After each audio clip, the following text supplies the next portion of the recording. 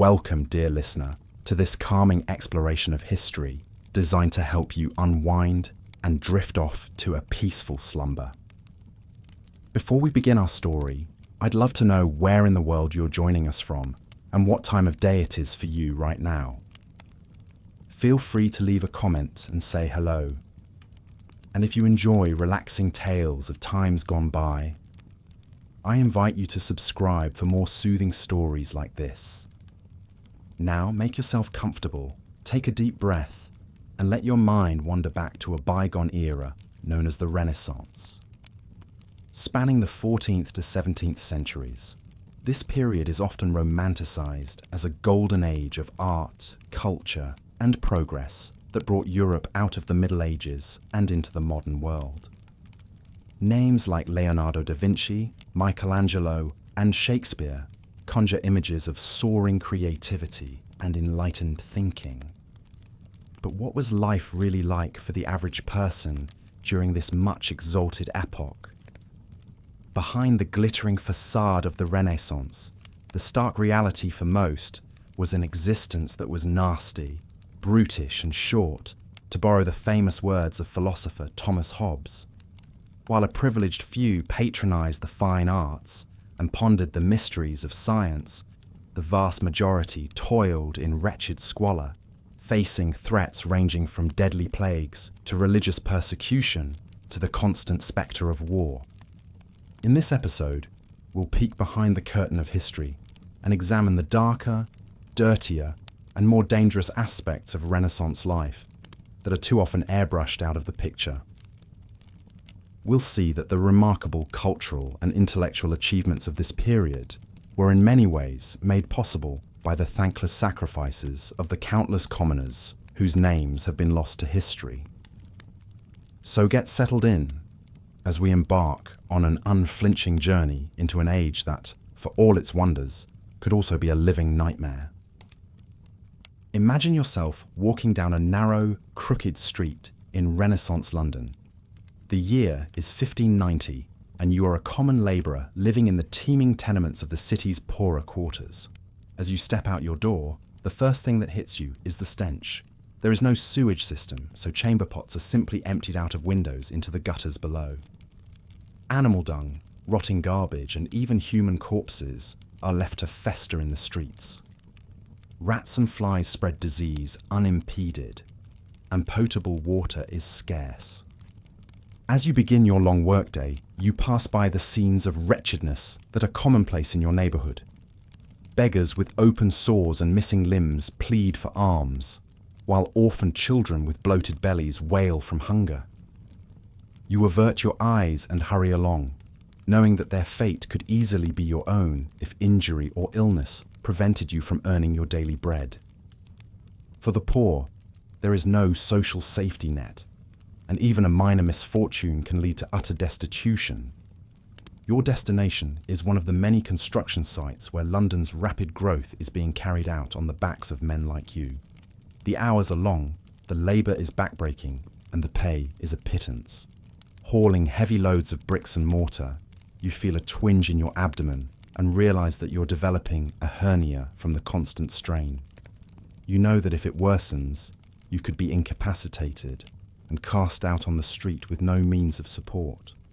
As the sun rises higher, the heat becomes oppressive, and you long for a drink of clean water.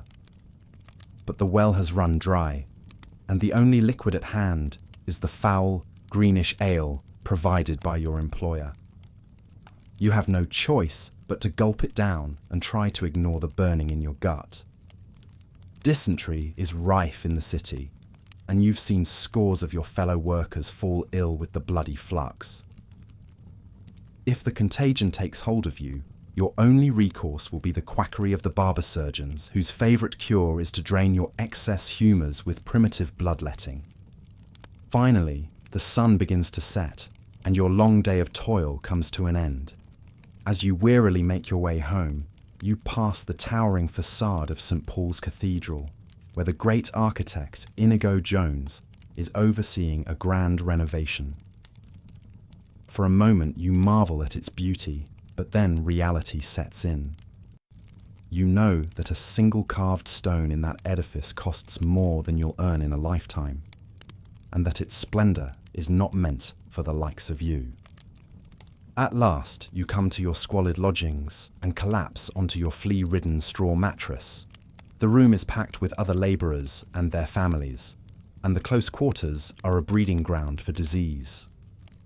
As you drift off to a fitful sleep, you say a silent prayer that you'll be spared the ravages of the pox or the plague for one more day. It's a prayer that has become all too routine. Such was the lot of the common man in Renaissance England, and indeed throughout much of Europe in this turbulent age. While the extraordinary achievements of the era's luminaries may have laid the groundwork for a brighter future, that future was still centuries away for the multitudes mired in misery. Nowhere was the vast gulf between the haves and have-nots more apparent than in the opulent palace of the Medici family in Florence. The Medicis were the quintessential Renaissance dynasty, rising from humble origins as textile merchants to become the wealthiest and most powerful clan in Europe, through a combination of a business savvy, political cunning, and sheer ruthlessness. They turned Florence into the cultural capital of the continent, and themselves into living legends. But the true source of the Medici's fabulous riches was not their patronage of the arts or their mastery of statecraft. It was quite simply the exploitation of the masses. The family's fortune was built on the back of the Florentine wool trade, which employed thousands of low-paid workers in crowded, dangerous factories. The Medicis also profited handsomely from the high taxes and rents they extracted from the city's impoverished underclass. While the likes of Cosimo and Lorenzo de' Medici basked in the splendor of their villas and gardens, adorning themselves with silks and jewels, and surrounding themselves with the greatest artists and thinkers of the age, the average Florentine struggled just to keep a roof over their head and food on the table. The lavish banquets and balls thrown by the Medicis, where guests dined on exotic delicacies and danced to the music of world-class orchestras, stood in stark contrast to the meagre rations and grinding labor that were the lot of the common folk. One telling example of the Medici's excess came in 1471, when Lorenzo the Magnificent held a jousting tournament to celebrate his marriage. The event was a dazzling spectacle of wealth and pageantry, with richly caparisoned horses, glittering armor, and a who's who of Italian nobility in attendance. But the real jaw-dropper was the prize Lorenzo offered to the winner, a statue of Mars crafted by none other than Andrea del Verrocchio, the master sculptor who had trained the young Leonardo da Vinci. The fact that Lorenzo could so casually give away a priceless work of art as a tournament trinket speaks volumes about the vast chasm between the Renaissance elite and everyone else. For the Medicis and their ilk, art was little more than a status symbol, a way to flaunt their wealth and sophistication. But for the artisans and craftsmen who actually created these masterpieces, art was a means of putting food on the table. The idea that a sculpture they had poured their heart and soul into could be so blithely discarded by a bored aristocrat must have been galling. But the Medici's callousness towards the lower classes extended far beyond their artistic pretensions. In 1478, the family was targeted by the Pazzi conspiracy, a plot by rival bankers to assassinate Lorenzo and his brother Giuliano. The conspirators struck during Easter Mass at the cathedral, stabbing Giuliano to death, but only wounding Lorenzo. In the aftermath, the enraged Medicis unleashed a reign of terror on the city, executing or exiling hundreds of their enemies and consolidating their grip on power. For the average Florentine, caught in the crossfire of this vicious feud, the message was clear. In the cutthroat world of Renaissance politics, their lives were utterly expendable. The great game of power played by the Medicis and their rivals was a deadly serious business, and woe betide anyone who got in the way. So while we may marvel at the artistic and intellectual ferment of Renaissance Florence, it's important to remember that this golden age was built on a foundation of exploitation and indifference to human suffering. The soaring beauty of the Duomo and the Palazzo Vecchio, the breathtaking canvases of Botticelli and Michelangelo, the revolutionary ideas of Galileo and Machiavelli, all of these wonders were made possible by the backbreaking labour and destitution of the faceless masses. As we continue our journey through the dark underbelly of the Renaissance, we turn our attention to one of the most feared and reviled groups of the era, the mercenaries. These professional soldiers of fortune were a ubiquitous presence in the patchwork of city-states and principalities that made up Italy and much of Europe, offering their services to the highest bidder and switching sides at the drop of a hat. For the rulers and elites who employed them, mercenaries were a necessary evil, a way to project power and defend their interests without the expense and hassle of maintaining a standing army.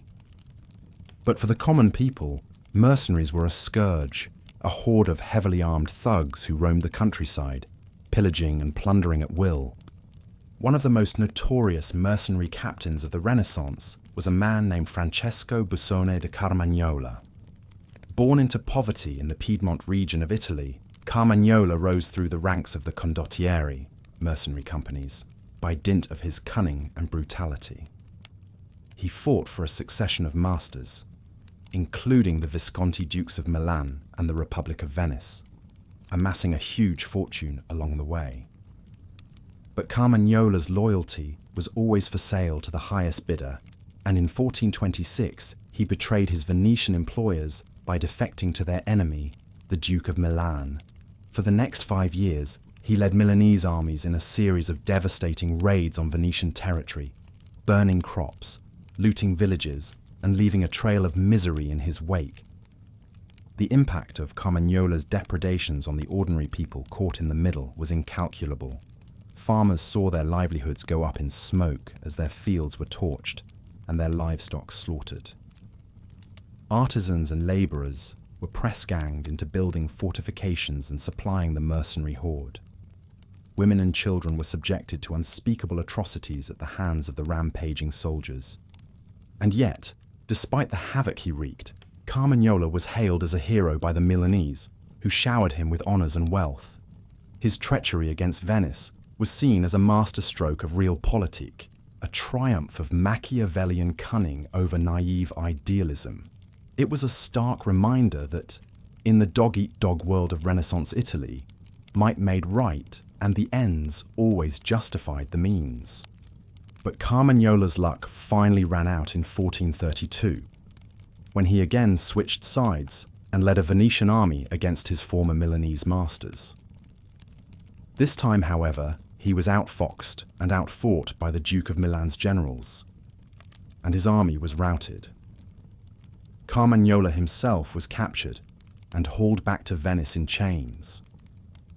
There, in a show trial that was a mockery of justice, he was convicted of treason and sentenced to death. On May 5th, 1432, he was led out into the Piazza San Marco, where a huge crowd had gathered to witness his execution. With a single stroke of the executioner's blade, the once mighty Carmagnola was beheaded, his blood staining the stones of the piazza. For the Venetians, Carmagnola's fate was a warning to all who would betray the Republic. But for the average citizen, it was just another reminder of the precariousness of life in an age when violence and treachery were the order of the day. The mercenaries might be gone, but the scars they left on the land and its people would endure for generations. As we've seen, the Renaissance was a time of stark contrasts, when the heights of human achievement coexisted with the depths of human cruelty. Nowhere was this more apparent than in the treatment of women and minorities, who faced oppression and persecution on a scale that is almost unimaginable today. For women, the Renaissance was a particularly bleak time. Viewed as little more than the property of their fathers or husbands, they had few legal rights and were expected to conform to strict social and sexual mores. Even among the upper classes, women were often treated as pawns in political and dynastic games, married off to cement alliances or consolidate power. One woman who experienced the full force of this patriarchal oppression was Beatrice Cenci, a young Roman noblewoman who lived in the late 16th century. Born into a wealthy and powerful family, Beatrice was subjected to unspeakable abuse at the hands of her father, Francesco Cenci, a notorious libertine and sadist. According to contemporary accounts, Francesco regularly beat and raped his daughter, as well as his second wife and his other children. He was also rumoured to have murdered several servants and tenants who had crossed him. Despite his heinous crimes, however, Francesco was protected by his wealth and connections and seemed untouchable. Desperate to escape her father's clutches, Beatrice and her stepmother hatched a plot to have him assassinated. In 1598, they hired a group of hitmen who ambushed Francesco at his castle in Petrella Salto and bludgeoned him to death. But their scheme quickly unravelled, and Beatrice and her accomplices were arrested and brought back to Rome to face trial. In a shocking twist, the judges in the case decided to make an example of Beatrice, despite the overwhelming evidence of her father's depravity. Found guilty of patricide, she was sentenced to death, along with her stepmother and brothers. On September 11th, 1599, the 22-year-old Beatrice was led out to the scaffold in the Piazza del Popolo and beheaded before a huge crowd. Beatrice's story became a cause célèbre in Italy and beyond, inspiring countless works of art and literature over the centuries.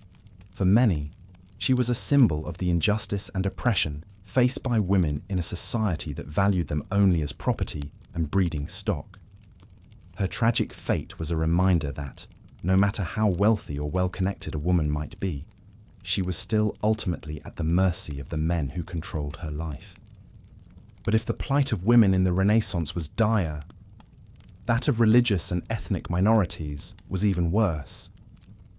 Across Europe, Jews, Muslims, and other non-Christian groups faced persecution, expulsion, and even extermination at the hands of the Catholic Church and its secular allies.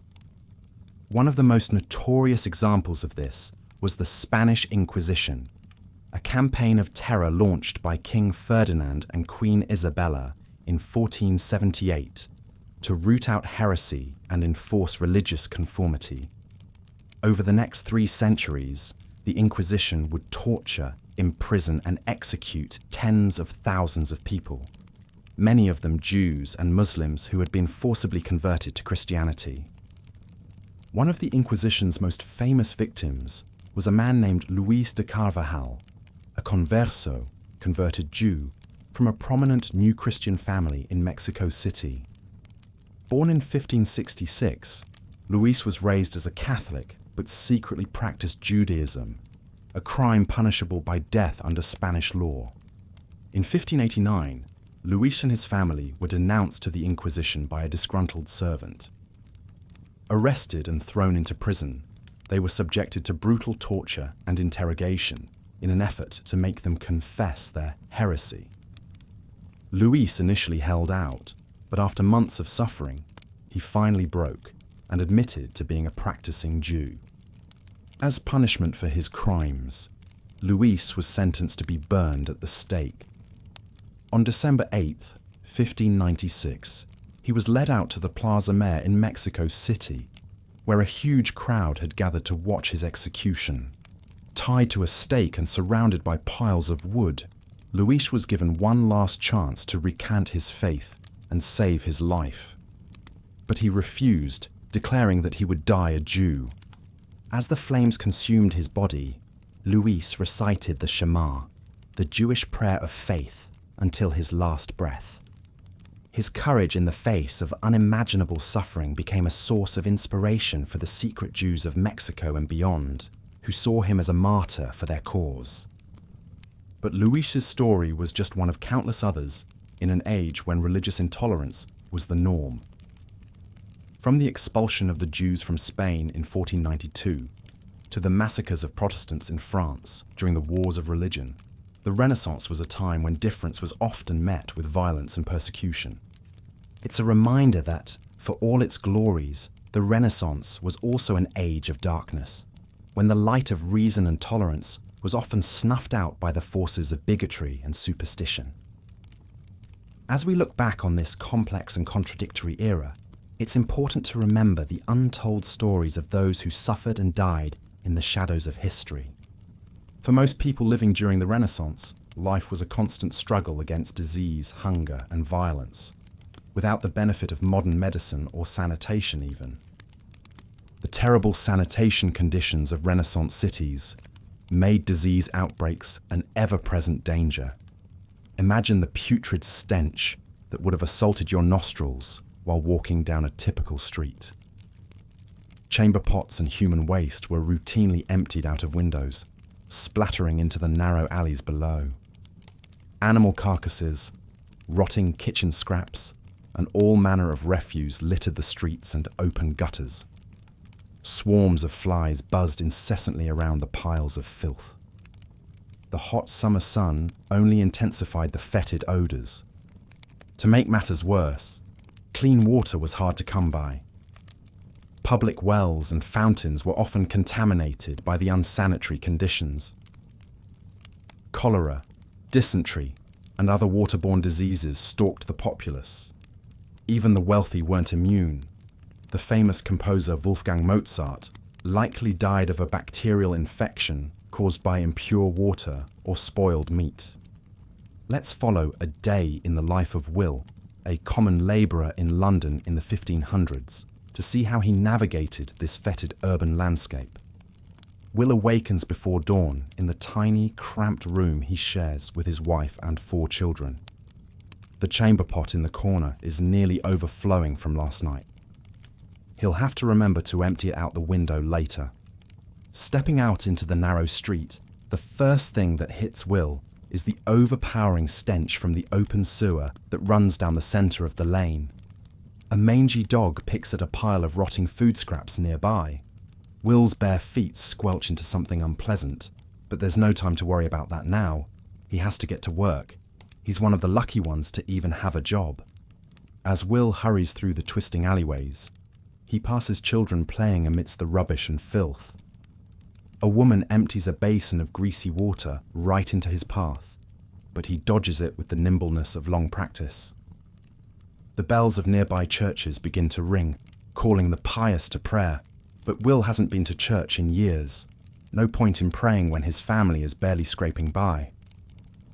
Turning a corner, Will is startled by the grisly sight of a bloated corpse sprawled in the street. The man's skin is covered in weeping sores, a sure sign of the plague or maybe smallpox. Will averts his eyes and hurries past, pulling his cloak over his mouth and nose. He offers a silent prayer that the sickness doesn't find its way to his own door. Finally, Will arrives at the workshop where he's currently employed. The master craftsman barely acknowledges him, just jerks his head towards the day's work that needs doing. Will is used to this kind of treatment. He picks up his tools with a sigh. His hands are rough and calloused, his fingernails black with grime. Just another day of toil awaits. In the back of his mind, Will can't shake the memory of that diseased corpse in the street. He knows that could easily be his own fate someday, but for now, all he can do is focus on the task at hand and hope that he and his family can stay healthy. Life is precarious enough already in the crowded, filthy city, without the constant spectre of disease stalking the streets. Such was the lot of the common man in Renaissance London, surrounded by squalor, toiling in obscurity, always just one outbreak away from disaster. The glittering palaces and grand cathedrals might as well have been on another planet for all the good they did him. Will's story was all too typical of the vast majority of city dwellers at the time, but at least Will had a job, meagre as it might be. For many, grinding poverty was an inescapable reality. The Renaissance economy overwhelmingly favoured a small cadre of wealthy elites, while most of the population barely scraped by. Nowhere was this gaping inequality more apparent than in the Italian city-states, especially Florence. Wealthy banking families like the Medici wielded immense political and economic power. They built lavish palaces, commissioned grand works of art, and threw sumptuous feasts to impress their rivals. But for the struggling masses, life was very different. Unskilled labourers, servants and peasants worked from sunup to sundown for meagre wages. Many were lucky to have a single set of tattered clothes and a thin pallet to sleep on at night. Meat was a rare luxury. A loaf of coarse bread and some watered-down ale or wine often had to suffice for sustenance. One of the most powerful banking families of Renaissance Italy was the mighty House of Medici in Florence. Rising from humble beginnings, the Medici built a vast financial empire through shrewd loans to the nobility and the church. With this wealth, they essentially ruled the city from behind the scenes, using a combination of strategic marriages, bribes, and strong-arm tactics. Under the leadership of savvy patriarchs like Cosimo de' Medici and his grandson Lorenzo the Magnificent, the family's power reached its zenith in the 15th century. They controlled the government, church, and guilds of Florence with an iron grip. Medici palaces glittered with priceless treasures, while lavish banquets and pageants dazzled the populace. The Medici were renowned patrons of the arts, supporting geniuses like Leonardo da Vinci, Michelangelo, and Botticelli. But this largesse came at a steep price for the people of Florence. The Medici maintained power in part by keeping a stranglehold on the city's grain supply, forcing the populace to pay exorbitant prices or face starvation. During times of famine or grain shortages, it was not uncommon to see starving peasants literally dropping dead in the streets outside the Medici palace walls.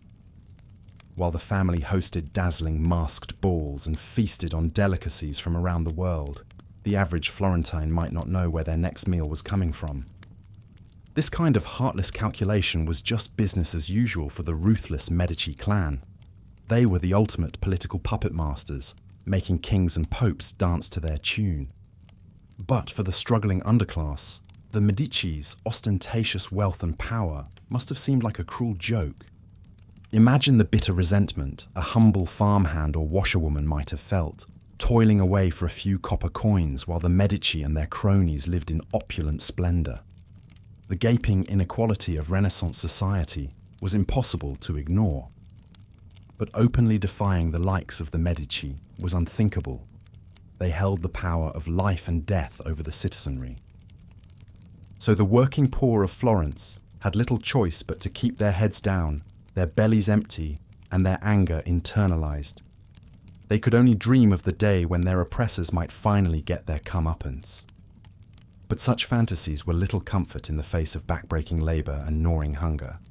Of course, even the wealthy and powerful were not immune to the many dangers of the age. Disease, violence, and political instability were constant spectres stalking the Renaissance world, ready to cut even the mightiest low without warning. The Italian city-states were a tumultuous patchwork of rival powers, constantly vying for dominance through warfare, espionage, and assassination. One of the most shocking examples was the overthrow of Duke Ludovico Sforza of Milan in 1499. Ludovico had been the de facto ruler of Milan for years, known as a cunning political operator and generous patron of the great Leonardo da Vinci. He earned the nickname Il Moro, the Moor, for his swarthy complexion. But Ludovico's ambitions and web of alliances eventually proved his undoing. Threatened by Ludovico's growing power, King Louis XII of France invaded Italy, determined to seize Milan for himself. After a series of disastrous military defeats, Ludovico's own mercenary army turned on him. The desperate duke disguised himself as a Swiss guard and attempted to flee the city. But he was captured, betrayed by the very men he had hired to protect him. The once mighty Ludovico was hauled back to Milan in chains and paraded before the jeering crowds. He was then exiled to France, where he would languish as a prisoner for the rest of his life. The great patron, the shrewd gamesman, the feared and respected lord, all reduced to a pitiful captive, robbed of everything he had schemed so hard to gain. It must have been a shocking fall from grace for a man who once held sway over the glittering court of Milan. but it was just another reminder of how quickly fortunes could reverse in the cutthroat world of Renaissance politics. No amount of wealth or genius could fully insulate you from the whims of fate. For the people of Milan, Ludovico's overthrow was just another upheaval in an endless cycle of them. The great battles and daring coups of the mighty meant little to the average citizen just trying to survive. Mercenary armies marched, cannons roared, and castles changed hands, but the lot of the common folk remained largely the same.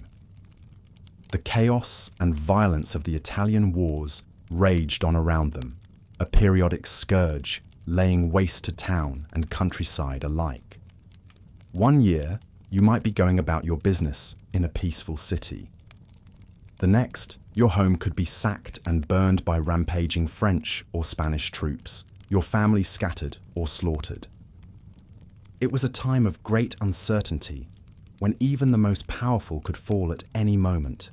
The shifting alliances and fortunes of dukes and kings meant little to the humble farmer or artisan. They could only do their best to weather each new storm, to keep their heads down and their families fed.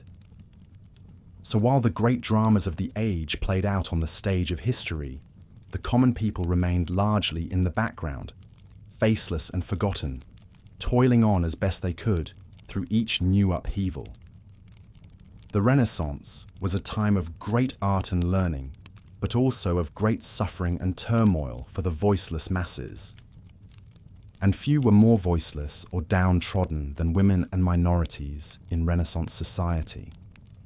They faced oppression, persecution, and prejudice at every turn, their basic humanity often denied. For women, life was especially restricted and precarious. Viewed as little more than property of their fathers or husbands, they had precious few rights or freedoms. Education was limited, career options almost non-existent. A woman's value lay in her virtue and fertility, her ability to bear sons and uphold the family honor. From birth to death, women were under the thumb of the men in their lives. Fathers ruled the roost, arranging marriages for political or economic advantage with little concern for their daughters' wishes. Once wed, a woman became the property of her husband, expected to obey his every command. Domestic abuse and sexual violence were rampant, but considered a husband's prerogative. Divorce was almost impossible, condemning women to a lifetime of misery with cruel or unfaithful spouses. And woe to the woman who dared to take a lover of her own. The punishment was fierce and swift.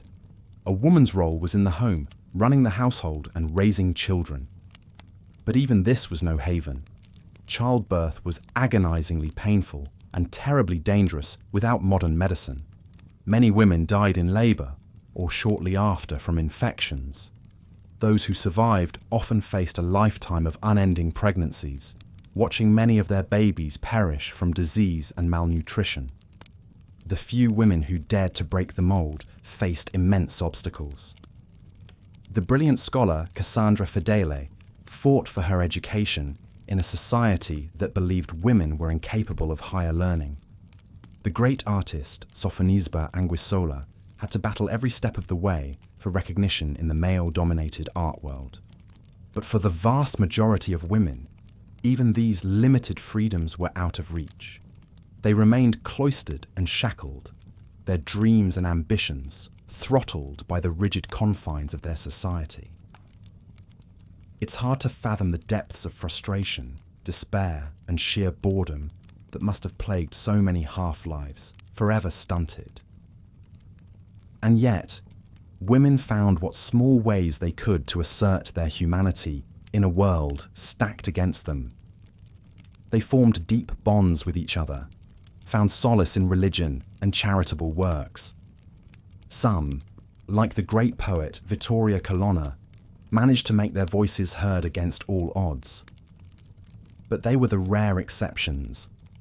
For most women, the Renaissance was a gilded cage, a suffocating existence of unending drudgery and forced silence. Their pain and struggles were simply a fact of life, as unremarkable as the turning of the seasons. Half the human race, forever consigned to the shadows. and they were hardly alone in their plight. The Renaissance world was viciously intolerant of anyone who didn't fit the narrow mold of Christian orthodoxy.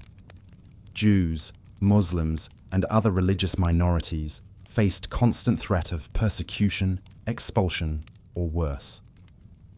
The Jewish community was especially vulnerable, subject to all manner of restrictions and abuses. Banned from most professions, many were forced into the precarious role of moneylenders, which only fueled anti-Semitic stereotypes and resentment. They were forced to wear distinctive clothing like yellow badges, herded into cramped ghettos, subjected to periodic mob violence and blood libel. The constant fear of sudden expulsion or forced conversion hung over every Jewish home. One such figure was Jehiel de Pisa, a prominent Jewish moneylender in Renaissance Italy. Jehiel was a respected member of his community, known for his learning and piety. But his success also made him a target of Christian envy and suspicion. Like many Jewish lenders, Jehiel walked a tightrope, relying on the begrudging protection of the authorities, while also facing their periodic wrath. He was imprisoned by the tyrannical Duke Galeazzo Maria Sforza on trumped-up charges, only to be released when the Duke needed his financial services again. Jehiel's story highlights the precariousness of Jewish existence in the Renaissance. No amount of wealth or good works could fully shield them from the capricious violence and predations of the Christian majority. They survived at the whim of popes and princes, forever scapegoats for any societal ill. And this was a relatively enlightened age compared to what came before or after. The Spanish Inquisition and expulsion of the Jews was a dark foreshadowing of the horrors to come. The ghettos and badges and blood libels never really went away, so for Jehiel and the rest of his people, the glories of the Renaissance rang hollow. They remained a suspect and despised minority, clinging to their ancient faith in a hostile world. The soaring cathedrals and grand palaces of the age were not for them, only the squalid margins to which they'd been consigned. It's a stark reminder that even the most dazzling eras of human achievement are often built on foundations of cruelty and injustice. The Renaissance was a time of both light and shadow, with the former too often reserved for a privileged few, and the latter the lot of too many. But perhaps no shadow loomed larger than the ever-present spectre of death. For all the glories of Renaissance art and learning, the age remained in the chokehold of woefully primitive medicine and sanitation. For rich and poor alike, health was terrifically fragile, with few reliable remedies for the myriad deadly threats stalking the populace. Chief among these was the devastating scourge of plague. The Black Death had already ravaged Europe in the 14th century, wiping out a third of the population. But the deadly bacterium continued to rear its head in periodic local outbreaks, well into the Renaissance period and beyond. The Italian city of Florence was especially hard hit in the summer of 1527. A plague began raging through the cramped streets, carried by rat fleas and spreading like wildfire among the densely packed populace. Panic gripped the city as hospitals overflowed and bodies began piling up in the streets. The Florentine ambassador, Raffaello Girolami, wrote in horror of the apocalyptic scenes. In this small lazaretto, over 400 die of plague daily, and they pile them into mass graves, 20 or 30 together. Throughout the city, it's impossible to find a house without some sick. I have seen children still suckling their dead mother's breast. The particular cruelty of Renaissance plagues was that people still had no concept of how they spread or how to contain them. Desperate patients subjected themselves to all manner of gruesome and useless cures, like mercury rubs, boil lancing, and bloodletting. Many simply resigned themselves to their fate. The wealthy did their best to flee stricken cities, but even they could not fully escape the ravages of plague. The disease respected no social class boundaries. A Medici or Borgia was just as vulnerable as a humble artisan once the telltale buboes began to swell in the armpits and groin. And this was just one of many deadly ailments stalking the Renaissance populace. Smallpox, syphilis, tuberculosis, dysentery, all carved great swaths through the population with terrifying regularity. Infant mortality was heartbreakingly high, with a third to half of all children dying before the age of 5. Even for those who escaped the ravages of disease, life was a fragile proposition. Malnutrition left people vulnerable to a host of illnesses. Sanitation was almost non-existent, with open sewers and contaminated water spreading pestilence.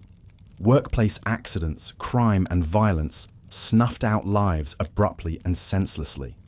And for women, the dangers of childbirth loomed especially large. Without modern obstetrics, even a seemingly uncomplicated pregnancy could quickly turn deadly for both mother and child. Ah yes, the Inquisition. Yet another charming aspect of life during the supposedly enlightened Renaissance. While great artists were painting Madonnas and cherubs, the Spanish Inquisition was hard at work, purging the land of heretics, infidels, and anyone else who ran afoul of the Catholic Church's rigid dogma. Founded in 1478 by King Ferdinand II of Aragon and Queen Isabella I of Castile, the Inquisition began as a way to root out heresy among Spain's Jewish and Muslim converts to Christianity. Many of these conversos fell under suspicion for continuing to practice their old faiths in secret. As time went on, the Inquisition expanded its targets to include Protestants, witches, bigamists, blasphemers, and basically anyone who looked at a bishop funny. The Inquisition was essentially the Renaissance world's thought police. A massive bureaucracy sprang up to investigate accusations of heresy, haul suspects before a tribunal, and mete out punishments to the guilty. And by punishments, we mean torture. Lots and lots of torture. Those unlucky souls who found themselves locked in the Inquisition's dungeons could look forward to being stretched on the rack, hung by their wrists, or having their feet slowly roasted over a fire until they confessed. Because obviously a confession obtained under torture is completely reliable, right? The lucky ones got off with a few lashes or a stint in prison. The not-so-lucky were sentenced to burn at the stake in public autos da fe, festive celebrations of pious sadism that the whole town turned out to watch. It's estimated that the Spanish Inquisition alone prosecuted around 150,000 people and executed about 5,000 over the course of its nearly 350-year reign of terror. But the Spanish were by no means the only ones getting in on the Inquisition action. Local inquisitions popped up in Portugal, Italy, France, and pretty much anywhere the Catholic Church held sway.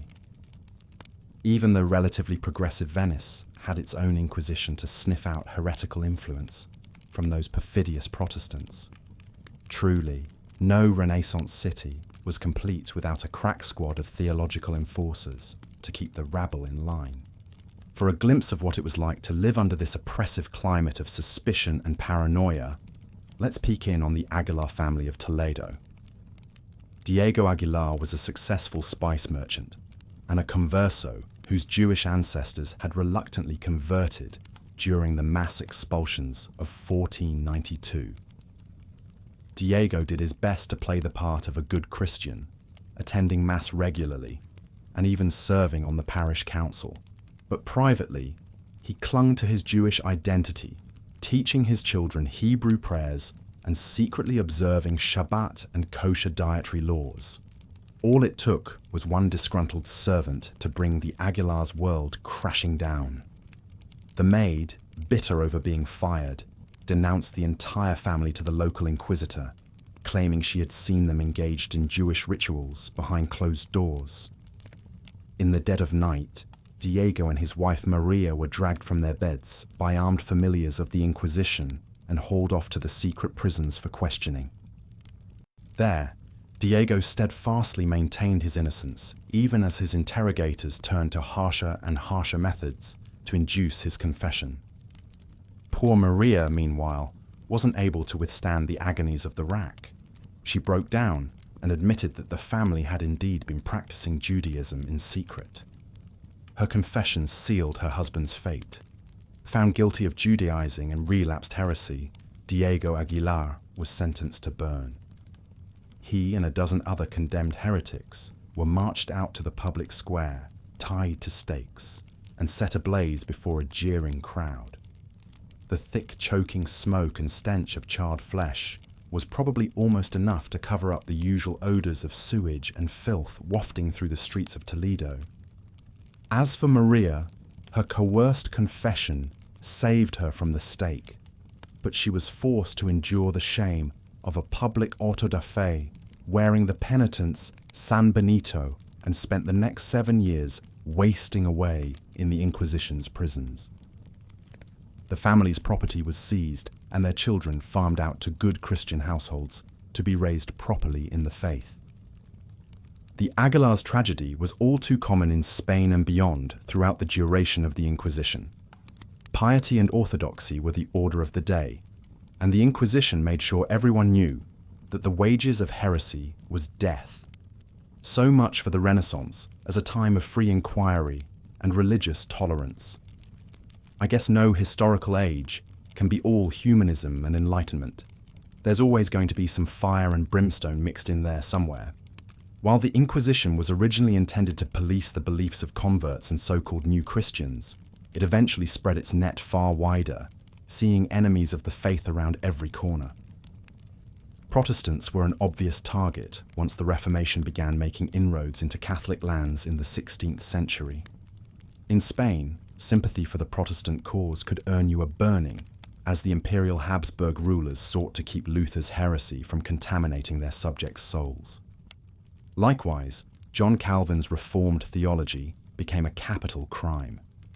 Even in the more religiously fractured lands of the Holy Roman Empire, the Inquisition reared its head in pockets where Catholicism still reigned. Clandestine Protestant cells were rooted out and suppressed with extreme prejudice. You can almost imagine Monty Python's Inquisition bursting onto the scene.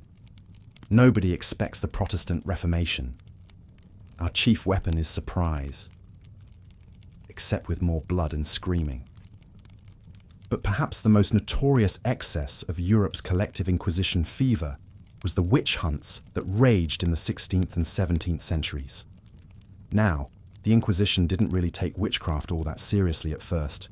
Sure, it was technically heresy, but it ranked pretty low on the Inquisitors' list of priorities. That is, until the publication of the Malleus Maleficarum, or Hammer of Witches, in 1487. Written by a German churchman named Heinrich Kramer, this infamous text whipped up a moral panic by arguing that witchcraft was a very real and present danger that required immediate eradication. He claimed that witches gained their malevolent powers by making pacts with Satan and cavorting with demons at their vile Sabbath orgies. What's more, Kramer had some pretty spicy ideas about gender. He argued that women were highly susceptible to the devil's influence due to their moral and intellectual inferiority. Ouch. With these kinds of ideas floating around, it's no surprise that an estimated 80% of the unfortunate souls prosecuted for witchcraft were women. Accusations of witchcraft became a convenient way to get rid of troublesome neighbors, unpopular local figures, and anyone who was a bit too odd for the community's liking. Got a wart on your nose? Enjoy keeping cats around? Have a habit of muttering to yourself? Watch out, or you just might get denounced as a bride of Satan. The lucky ones managed to endure a few rounds of torture and then convince their interrogators of their innocence. The rest ended up hanged, beheaded, or burned as unrepentant servants of the devil. All told, it's estimated that the Inquisition oversaw the prosecution of some 100,000 alleged witches over the 16th and 17th centuries, of whom perhaps 60,000 were executed. Not exactly enlightened jurisprudence, but that's inquisitorial justice for you. Lest you think all this was just the result of a few fanatical clerics, the Inquisition had the full weight of secular authorities behind it as well. The auto da fe of witches and heretics was a social event attended by everyone from the local peasantry to the high and mighty of the land. When the first major witch trials were held in the Spanish Basque country in 1610, King Philip III himself made the journey to watch the convicted witches burn. Nothing like the smell of roasting sorceresses to add a bit of zest to the royal progress. Of course, the excesses of the witch hunts eventually became too much for even the most ardent inquisitors to stomach. In 1631, the same Philip III's son Philip IV finally reigned in the Inquisition, ordering that relapsed heretics could no longer be burned without direct royal approval. It was a small step, but it marked the beginning of the end for the Inquisition's most egregious brutalities. Still, the damage had been done. The Spanish Inquisition limped along as a shadow of its former self, still occasionally prosecuting cases of heresy and blasphemy, until it was finally abolished in 1834. By then, the rest of Europe had long since left the Inquisition behind, though the scars it left on the continent's psyche lingered. It just goes to show, even the most progressive of eras can have a dark underbelly. The Renaissance may have been a time of soaring artistic and intellectual achievements, but it was also an age of religious fanaticism, intolerance, and state-sponsored terror. Not exactly something they teach you in Art History 101. So there you have it, the Inquisition in all its grim ignominy. Just one more example of how life in the Renaissance wasn't exactly all painting in Tuscany and dancing at masquerade balls. The Inquisition may have had to compete with disease, filth, and rampant poverty for the top spot of most unpleasant part of Renaissance existence, but it certainly gave the Black Death a run for its money. All those Renaissance philosophers yammering on about human dignity clearly forgot to CC the Inquisition on that particular memo. Of course, having your feet roasted and getting burned as a witch was still probably preferable to attending a 4-hour humanist symposium on Neoplatonic interpretations of Cicero, but only just barely. I kid. In all seriousness, though, the Inquisition stands as a sobering reminder of the human capacity for cruelty and intolerance, even in the midst of a flowering of culture and progress. It's a side of the Renaissance that often gets left out of the picture books and Assassin's Creed games. But hey, we're not here to start our day off with a big bummeroo history lesson. We're here to drift off into a peaceful, ignorance is bliss slumber. So let's leave the Inquisition and all its attendant unpleasantries behind us and move on to less torturous topics, like, say, the rampant xenophobia and slave trade of Renaissance Europe. That ought to be just the thing to lull you off to dreamland. But we'll save that particular bedtime story for another night. Sweet dreams. As we've seen, beneath the glimmering surface of Renaissance art and culture, there often lurked a dark underbelly of oppression, persecution, and inequality. The flowery poetry and soaring cathedral spires tended to be reserved for society's upper echelons, while the huddled masses scraped by in squalor. But perhaps no institution embodied this disconnect more starkly than the notorious Spanish Inquisition. While the great Italian masters were painting Madonnas and Greek myths, the Inquisition was ruthlessly hunting down Jews, Muslims, and unorthodox Christians under the guise of religious purity. Imagine for a moment you are a Jew living in Madrid in the late 15th century. Despite your family having called Spain home for generations, you now live in constant fear. The ominous threat of the Inquisition looms over you like a spectre. You've heard the whispered stories. Friends and neighbours dragged from their homes, imprisoned, tortured, burned at the stake, all for the supposed crime of heresy. Maybe the Inquisitor's eye falls upon you because the pork stew you ate last week didn't seem convincing enough. Or maybe your salty old uncle slips up and mutters a Hebrew prayer. It could be anything. The Inquisition needs only the faintest hint of suspicion to pounce and prosecute. And so you are ever vigilant, attending Mass each week, hanging a crucifix prominently in your home, concealing any trace of your Jewish heritage or customs behind closed doors. leading a harrowing double life, never knowing if the next knock will be your last. The Inquisition doesn't see your humanity. To them, you are vermin to be rooted out and exterminated for the good of Christendom. Such was the terror faced by thousands across the Iberian Peninsula as the Inquisition reached its zenith under the notorious Tomás de Torquemada in the 1480s. Himself of Jewish ancestry, Torquemada prosecuted supposed heretics with a fanatical zeal as Grand Inquisitor for over 15 years. The spectre of the Inquisition that would loom over Spain for centuries begins here, with Torquemada writing the very first inquisitorial manual codifying its cruel practices. And the Spanish Inquisition was far from the only crusade waged against those who didn't fit the prevailing religious orthodoxy of the age. The Reformation was now in full swing, and Catholic authorities were determined to stamp it out by any means necessary. Across Europe, the tide of Protestantism was met with torture, burnings, beheadings on a mass scale. Meanwhile, the flames of anti-Semitism spread like wildfire, fueled by the Inquisition. In 1492, the same year Columbus sailed the ocean blue, Ferdinand and Isabella gave Spain's Jews a stark choice: convert or face expulsion. Thousands were forced to flee their ancestral homeland, an exodus born of intolerance, mirroring the pogroms and persecutions inflicted on Jews time and again throughout Renaissance Europe. And of course, we cannot overlook the cruel madness of the witch trials that swept through the continent in the 16th and 17th centuries. Countless women, and more than a few men, were accused of witchcraft on the flimsiest of pretexts.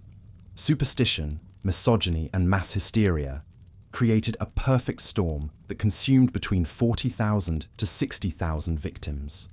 Most were hanged, others tortured and burned alive, their only crime being powerless and different in a society primed to fear them.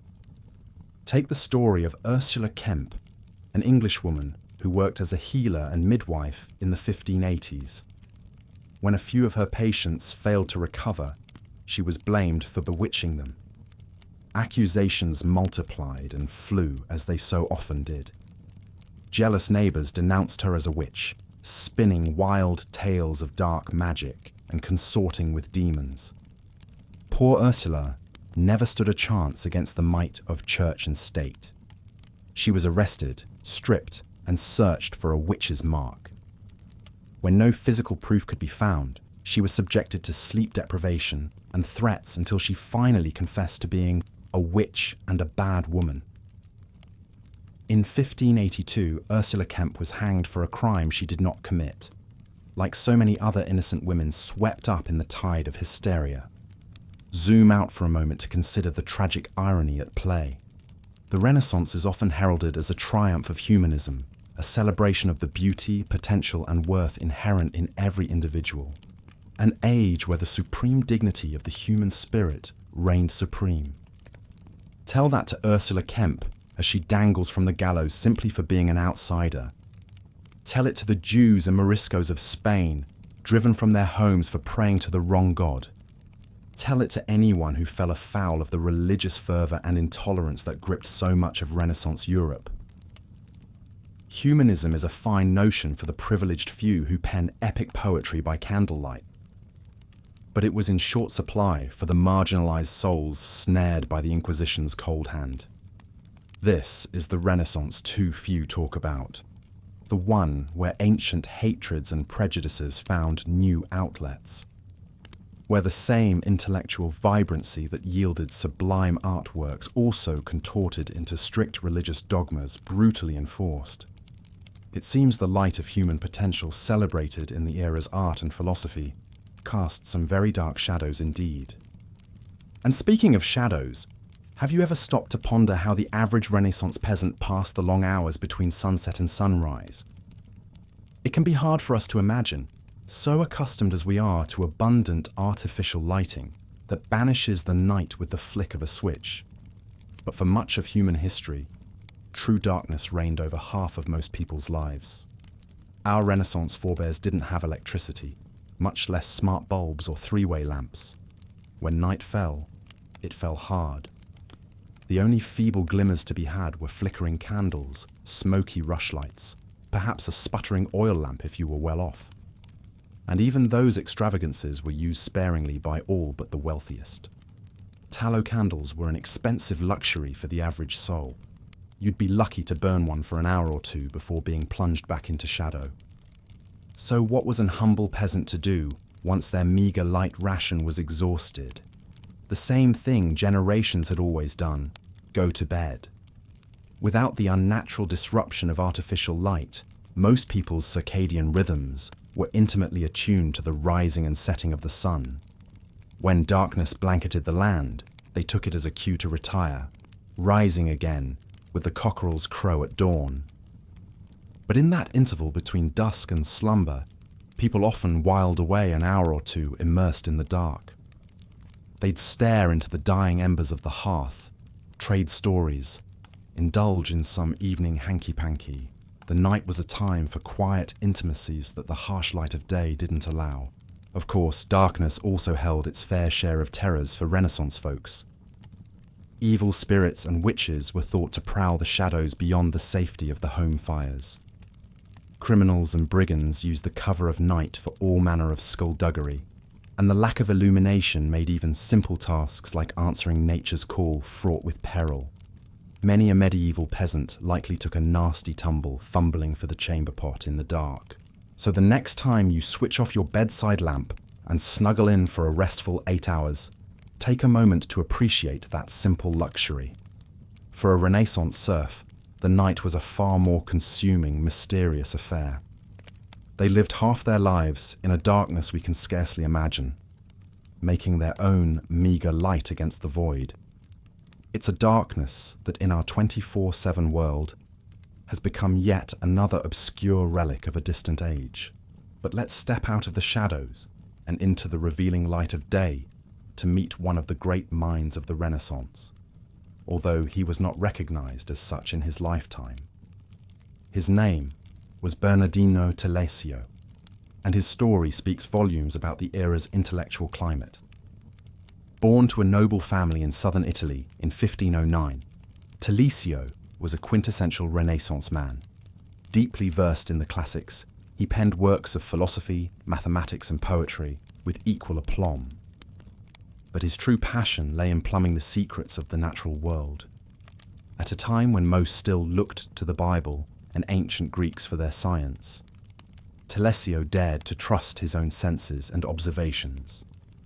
In his masterwork On the Nature of Things, published in 1565, Telesio laid out a shockingly modern vision. He argued that the universe was governed not by divine caprice, but by ironclad physical laws that could be sussed out through reason and experimentation. Heat and cold were the fundamental forces that shaped all of creation, from the orbits of the planets down to the humours of the body. It was a materialist worldview that left little room for God or mysticism. Such radical notions were bound to raise eyebrows in Counter-Reformation Italy.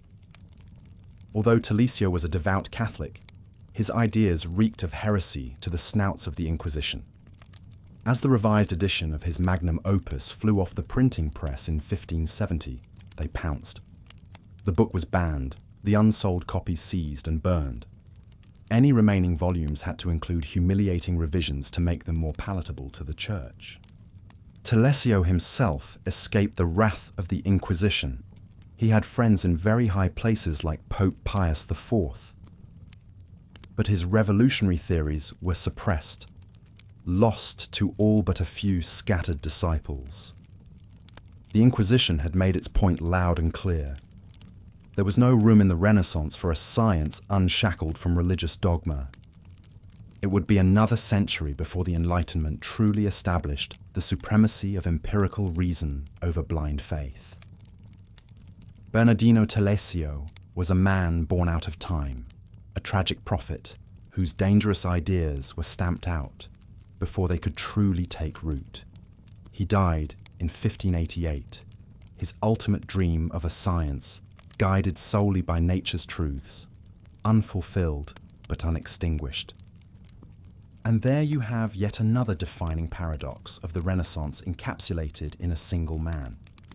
The rediscovery of classical knowledge was meant to enlighten and elevate the age.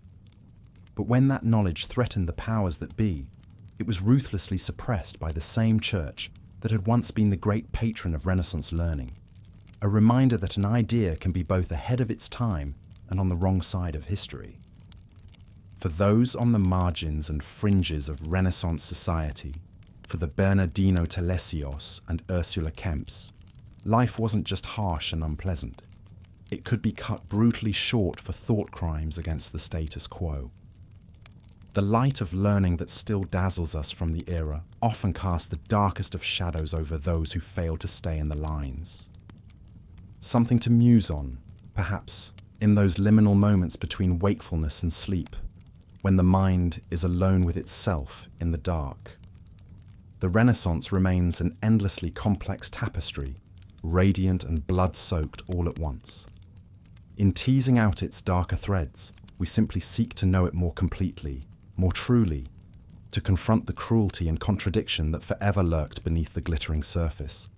Only then can we begin to reckon with the Renaissance as it really was, a time out of joint, straining between a longing for rebirth and the weight of its own intolerance. An age where the same hand that mixed paint for timeless frescoes might have put the torch to a supposed heretic. It is as much a part of the story as the Last Supper or the Sistine Chapel. And that story, in all its difficult beauty, is still being written upon every soul that ponders it, half a millennium on. As we've seen, the glittering image of the Renaissance as a golden age of human achievement often obscures the harsh realities faced by the vast majority of people living through this tumultuous time. While a privileged few enjoyed lavish palaces and grand works of art, most toiled in obscurity, struggling against poverty, disease, oppression, and violence. But perhaps no one embodies both the soaring triumphs and tragic downfalls of the Renaissance better than the brilliant Italian artist and inventor Leonardo da Vinci. Born out of wedlock to a notary and a peasant woman in the small Tuscan town of Vinci, Leonardo's genius would carry him to the heights of fame and influence, yet even he could not fully escape the difficulties of his age. As a young apprentice in the Florence workshop of the renowned artist Andrea del Verrocchio, Leonardo quickly distinguished himself with his keen mind and unparalleled artistic abilities. His now famous notebooks overflow with stunningly detailed sketches and schematics on everything from human anatomy to flying machines, laying the groundwork for entire branches of scientific study. Powerful patrons like the Duke of Milan and the Medici family of Florence vied for his services, recognizing him as a polymath, the likes of which the world had rarely seen. However, this fame and success came at a price. Leonardo was notoriously slow to finish commissions, often leaving works incomplete as he pursued his boundless curiosity down countless rabbit holes. This tendency strained his relationships with impatient clients who failed to appreciate his painstaking attention to detail and relentless perfectionism. His famed The Last Supper began to deteriorate almost as soon as he set down his brush due to an ill-advised experimental painting technique. The Mona Lisa, likely his most well-known work today, was never actually delivered to its original commissioner, and his grand 24-foot-tall equestrian statue for the Duke of Milan was scrapped before it could be cast when war forced Leonardo to flee the city, leaving only a clay model that was later used for target practice by French archers. Leonardo also lived under constant threat of persecution for his presumed homosexuality, then condemned as sodomy by the Catholic Church and a crime punishable by death. He was twice formally accused of this offence, though he escaped conviction. One of Leonardo's lovers, the handsome artist's model Salai, gained a reputation for his flamboyant dress and behaviour, which only increased the scandal. As the political tides of the ever-warring Italian city-states continued to turn, Leonardo found himself forced to abandon his home and workshop multiple times. leaving many of his works and writings scattered or destroyed. The ultimate Renaissance man died in France in obscurity, exiled from his beloved homeland.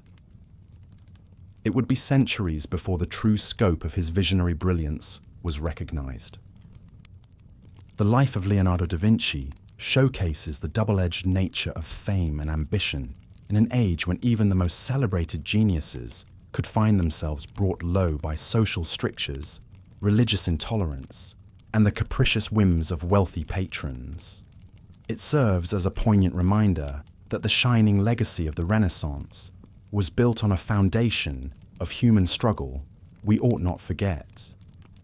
Of course, Leonardo and his wealthy aristocratic patrons were still the lucky ones. For the average labourer, merchant, or soldier, the Italian Renaissance remained defined more by back-breaking work, untreated ailments, and the constant spectre of war than by glorious works of art or groundbreaking heliocentrism. Nowhere was this clearer than on the blood-soaked battlefields crisscrossing the Italian peninsula, as the rulers of Florence, Milan, Venice, Naples, and the Papal States fought endlessly for regional power and dominance. Their wars were often prosecuted by the condottieri, mercenary warlords whose loyalty lasted only as long as the gold lining their pockets. One of the most successful condottieri captains was the canny Francesco Busoni, better known as Carmagnola. Rising from humble peasant origins, Carmagnola proved his prowess as a tactical commander in the service of the expansionist Duke Filippo Maria Visconti of Milan. His string of victories against rival cities swelled not only the Duke's territory, but also Carmagnola's own coffers and clout. However, Carmagnola's ambition would prove to be his downfall. Feeling underappreciated by Duke Visconti, he defected to Milan's great maritime rival, the Republic of Venice, taking his skills to the opposing side in the long conflict. Leading the Venetian forces to several smashing victories, Carmagnola was hailed as a hero in his new adopted city and rewarded with lands and titles. But Carmagnola had a habit of undermining his own patrons, snatching up captured cities for his own enrichment rather than turning them over to Venice. Combined with a few key military losses, this was enough for the ever-plotting Venetian Council of Ten to brand their former champion a traitor. In 1432, Carmagnola was lured back to Venice, arrested, and brutally executed between the famed columns of St. Mark's Square as a warning to others who might be tempted to cross La Serenissima. The blood-splattered parabola of Carmagnola's rise and fall showcases the cutthroat realpolitik of the Italian city-states, where today's beloved hero could become tomorrow's headless corpse. It reveals the expendability of even seemingly powerful men in an age when violence was the rule rather than the exception, and life could be snuffed out in an instant. But perhaps no one was considered more expendable in Renaissance Italy than those who found themselves condemned of heresy by the Roman Catholic Church. In an era when religious devotion was as much about political loyalty as personal faith, any deviation from orthodox doctrine could carry dire consequences. One of the most prominent victims of religious persecution during the Renaissance was the brilliant Dominican friar Giordano Bruno.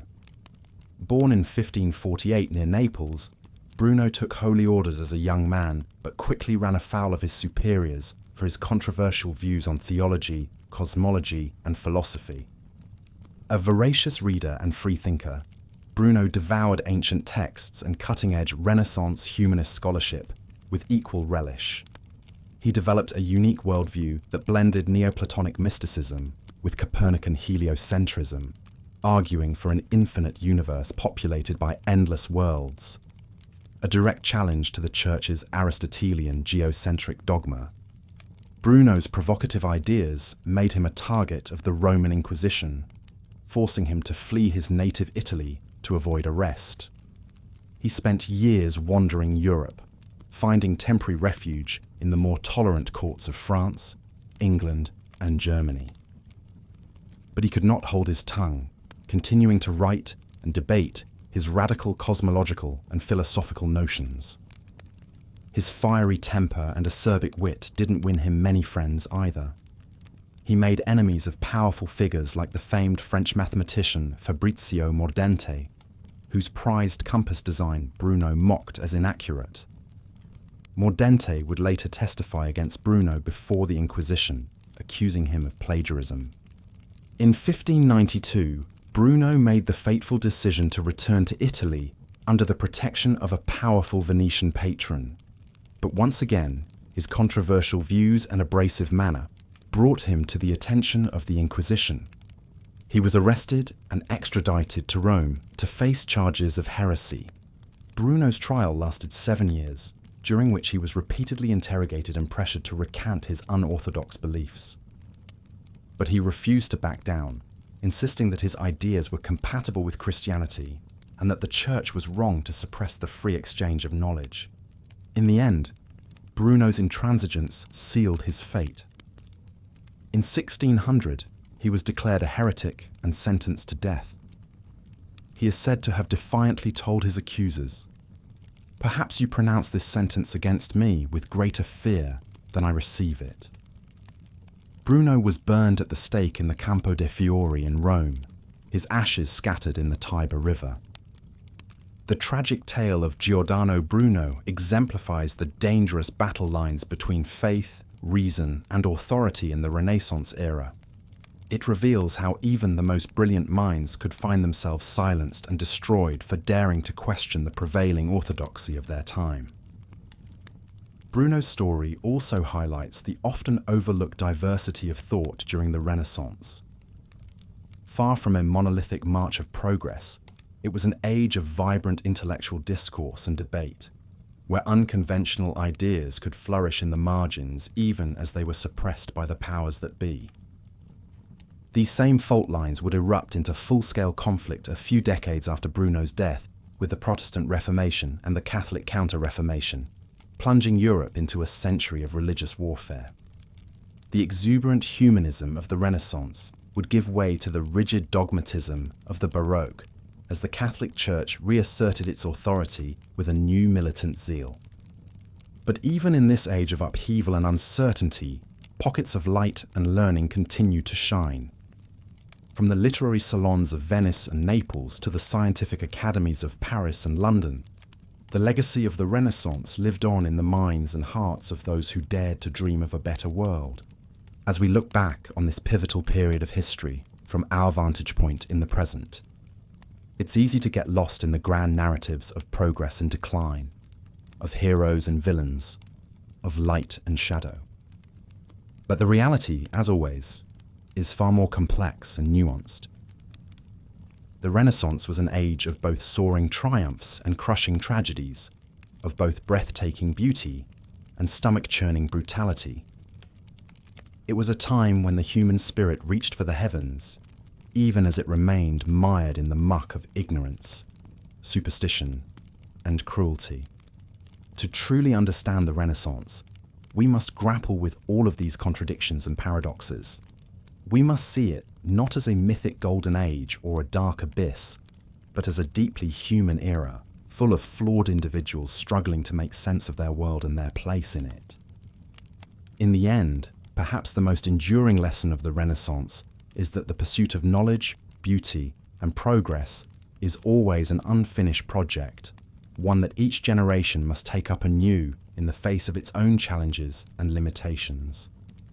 It is a reminder that even in the darkest of times, the spark of human creativity and resilience can never be fully extinguished.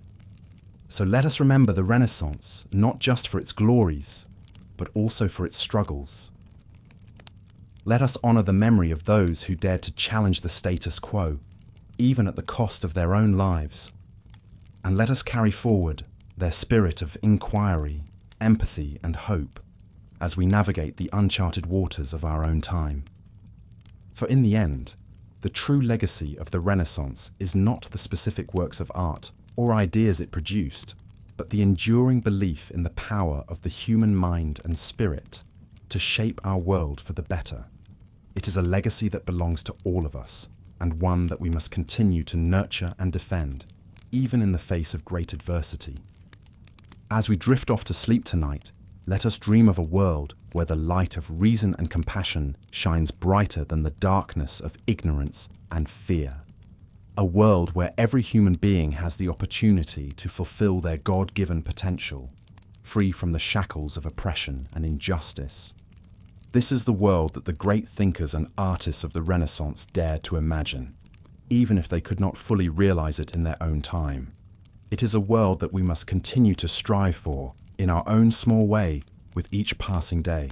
So let us rest now, secure in the knowledge that the story of human progress is still being written, and that each of us has a role to play in shaping its next chapter. For in the end, the true meaning of the Renaissance is not something that can be found in a history book or a museum, but in the endless capacity of the human heart to dream, to create, and to love. Good night, and sweet dreams of a brighter tomorrow. And so, while a select few enjoyed the flourishing of art and culture during the Renaissance, the harsh realities of daily life remained inescapable for the vast majority. As we've seen, even for those living in the grand cultural centres like Florence or Venice, existence was often a relentless struggle. If disease, starvation or violence didn't claim you, the spectre of religious persecution constantly loomed. The opulence and brilliance we associate with the Renaissance was but a thin veneer over a much bleaker reality for most. Nowhere were these stark contrasts more apparent than in the realities faced by women of the time. While a few exceptional individuals like the renowned painter Sophonisba Anguissola managed to thrive, their success was starkly juxtaposed against the subjugation and limitations imposed on their gender as a whole. Born into an aristocratic family in Cremona in 1532, Sophonisba was given opportunities few women could dream of. At a time when women were largely confined to domestic roles, she received a robust education alongside her sisters. Her father Amilcare recognized and nurtured her prodigious artistic talents from a young age. Under the tutelage of respected masters like Bernardino Campi and Bernardino Gatti, Sophonisba honed her skills as a portraitist.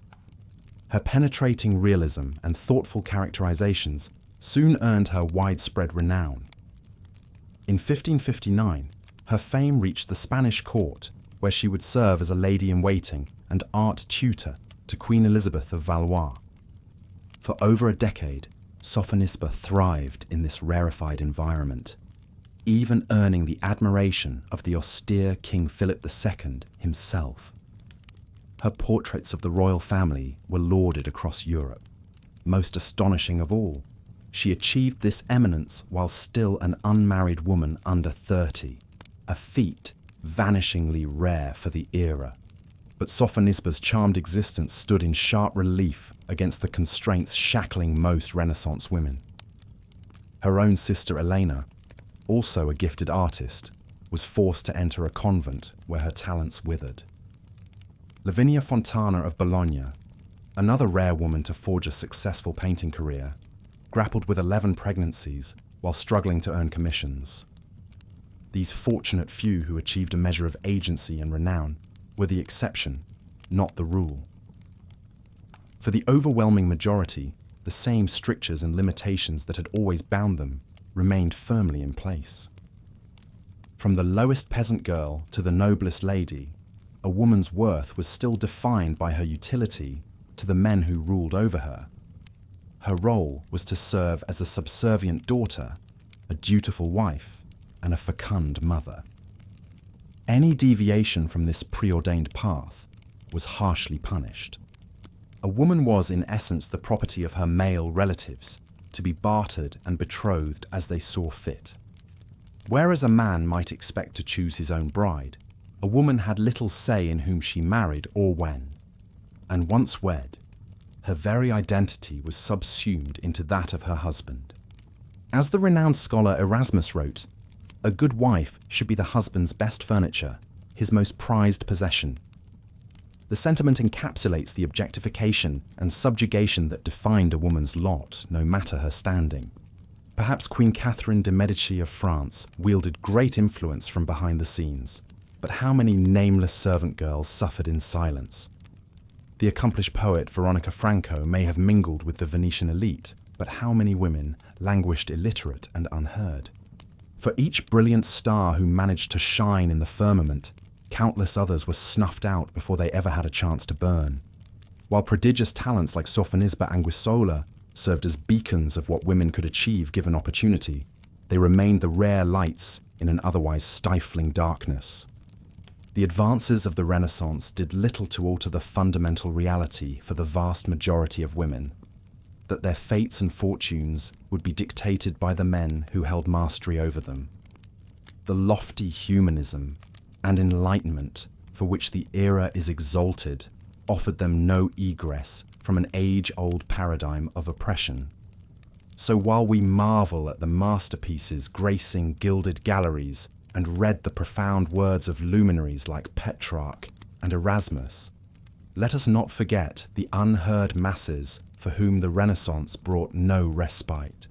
Life for most remained an unrelenting trial of subjugation, squalor and suffering, regardless of whether a Michelangelo or Da Vinci wielded their brush. The glittering achievements and breakthroughs of the age were but islands rising from a roiling sea of adversity and anguish.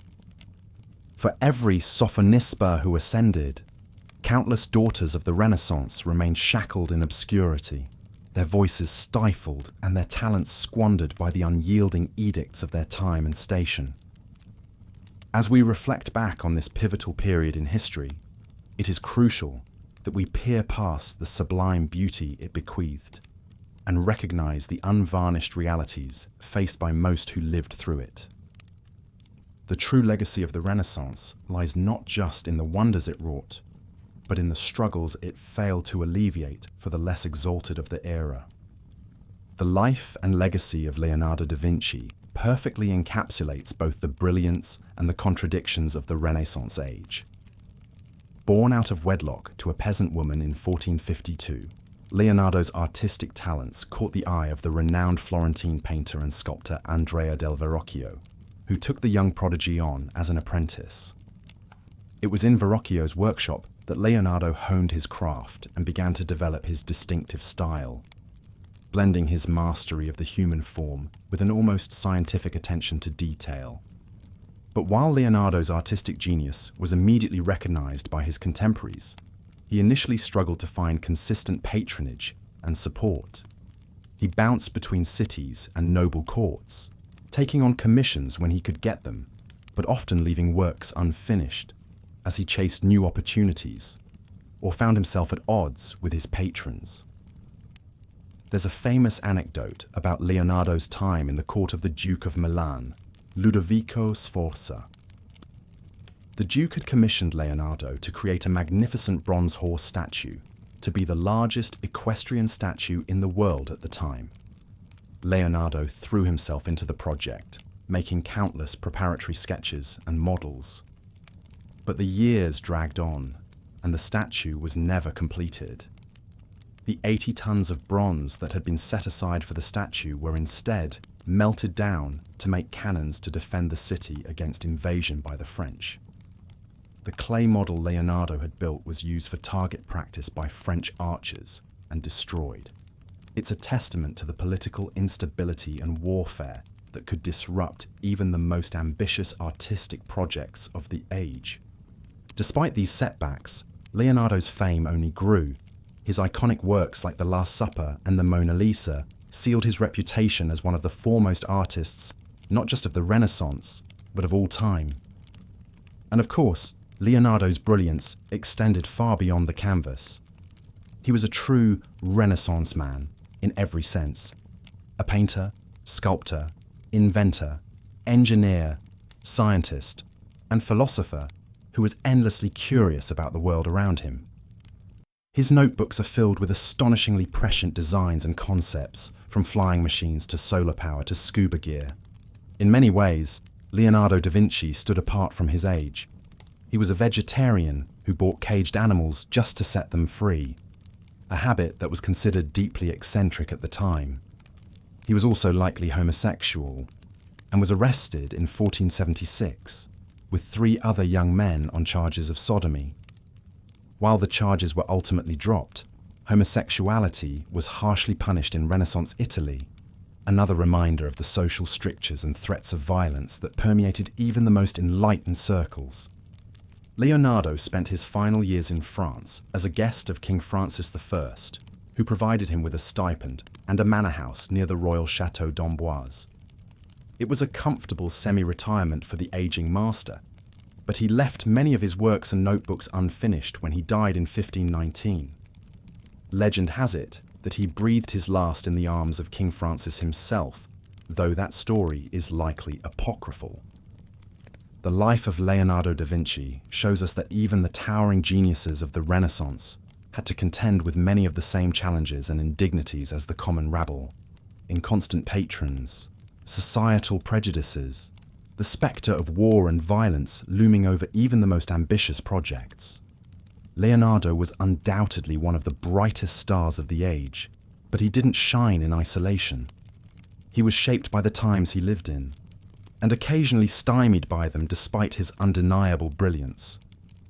As singular a figure as Leonardo was, in some ways, his experience was a microcosm of the greater sweep of the Renaissance itself, a period of astonishing creativity and achievement, but also one in which that potential was constantly checked by the harsh realities and deep injustices of the age. The fact that Leonardo accomplished as much as he did, leaving such an indelible mark on art and on history, is not just a testament to his own genius, but to the indomitable human spirit that endured through even the darkest aspects of life in the Renaissance. While kings, dukes, and popes vied for power and prestige, the common people bore the brunt of their ambitions and follies. The incessant warfare between the Italian city-states and neighbouring powers meant that the countryside was frequently ravaged by marauding armies. Mercenary companies like the Black Bands of Giovanni de' Medici, also known as Giovanni of the Black Bands for his distinctive black mourning attire, were notorious for their brutality. Motivated only by profit, these mercenaries would loot, pillage, and rape with impunity as they moved from one employ to the next. For the peasants who worked the land, this meant the constant threat of having their livelihoods and their lives destroyed at a moment's notice. A farm that had been tended by the same family for generations could be burned to the ground on the whim of a passing condottiero, and there was little recourse for the victims of these depredations. The nobles who employed the mercenaries were more concerned with their own territorial squabbles than the sufferings of the lower classes. Even in times of relative peace, the lot of the peasantry was one of unrelenting hardship.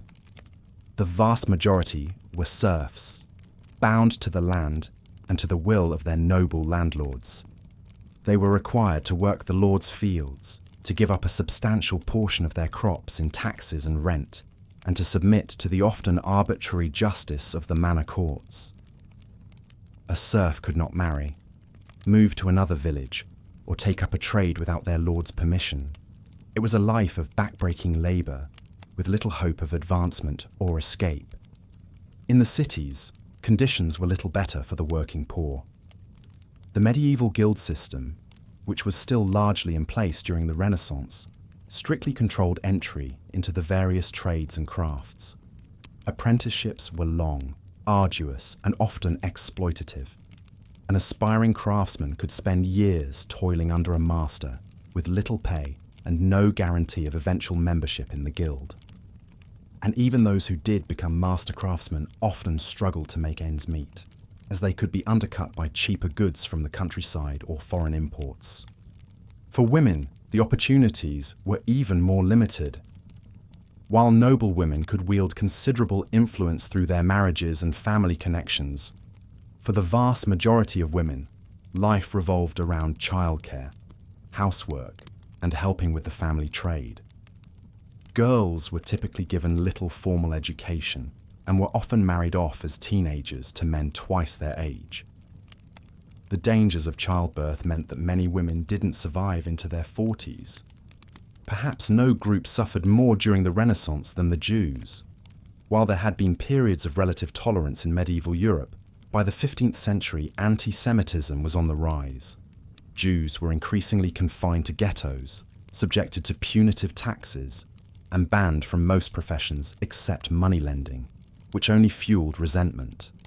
The Spanish Inquisition, which began in 1478, made the persecution of Jews official state policy. Jews were forced to convert to Catholicism or face exile or execution. Many chose to flee, dispersing Sephardic Jewish communities across Europe and the Ottoman Empire. But even those Jews who converted, known as conversos, were never fully accepted into Christian society. They were constantly under suspicion, their sincerity always in doubt.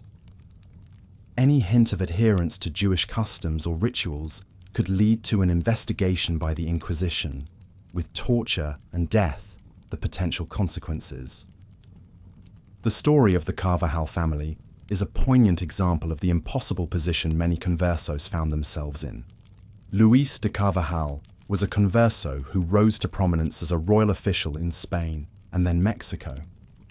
But his family secretly maintained their Jewish faith, observing the Sabbath and holidays behind closed doors. When Luis's nephew, also named Luis, was caught with a cache of Jewish books and ritual objects, the Inquisition pounced. The entire Carvajal family was arrested, and most would eventually die in prison or at the stake, martyrs to their faith.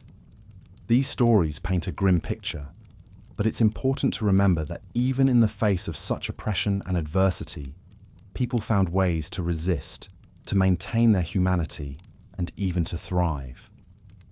The Renaissance was a time of incredible cultural ferment, when the rediscovery of classical learning and a new spirit of inquiry led to an explosion of creativity in art, science, and philosophy.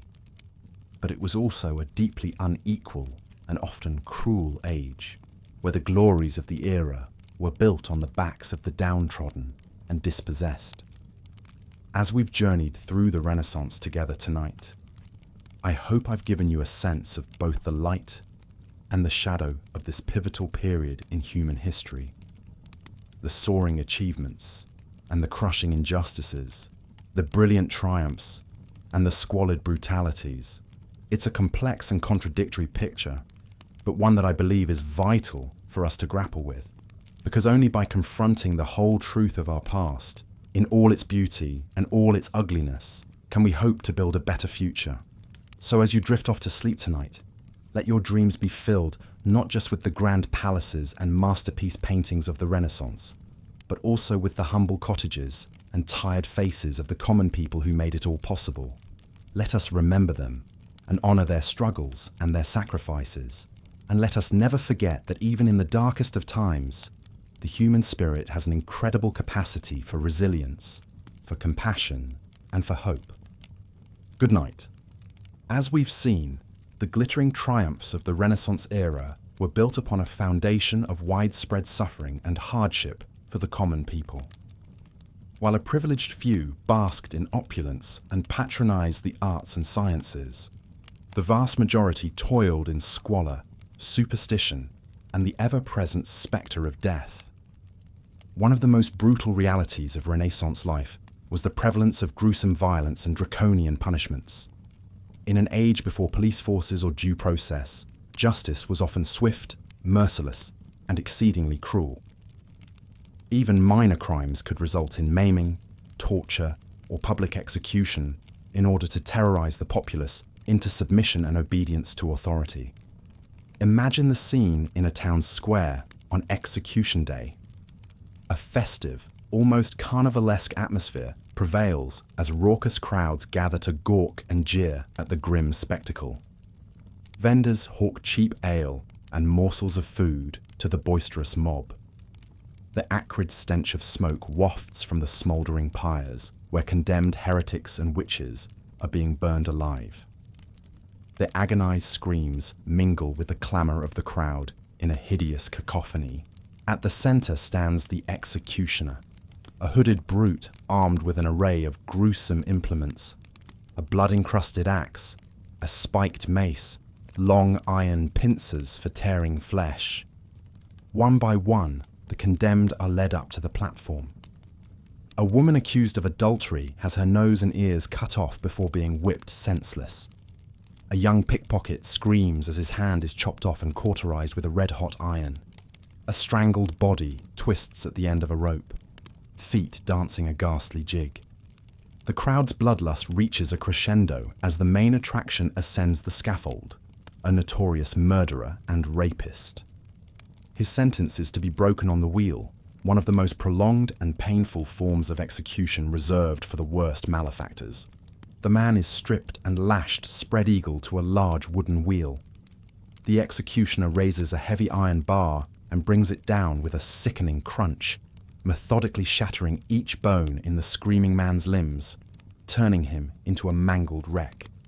Yet still alive and conscious, he will be woven through the spokes of the wheel and hoisted up on a tall pole, his shattered body left to slowly expire over hours or even days, picked at by crows, his moans a warning to other would-be criminals. Justice has been served. Such stomach-churning brutality was not an occasional occurrence, but a routine part of the Renaissance justice system. Torture was used systematically to extract confessions, especially from those accused of heresy or witchcraft by the Inquisition. Imagine being an ordinary woman, perhaps a midwife or herbalist, who runs afoul of a spiteful neighbor or a fanatical clergyman. An accusation of witchcraft is made, and you are seized from your family and hauled in chains before a grim-faced inquisitor. In a dank torture chamber, you are stripped and subjected to unimaginable agonies, stretched on the rack until your joints pop from their sockets, thumb screws crushing your fingers, your bare feet seared with hot irons.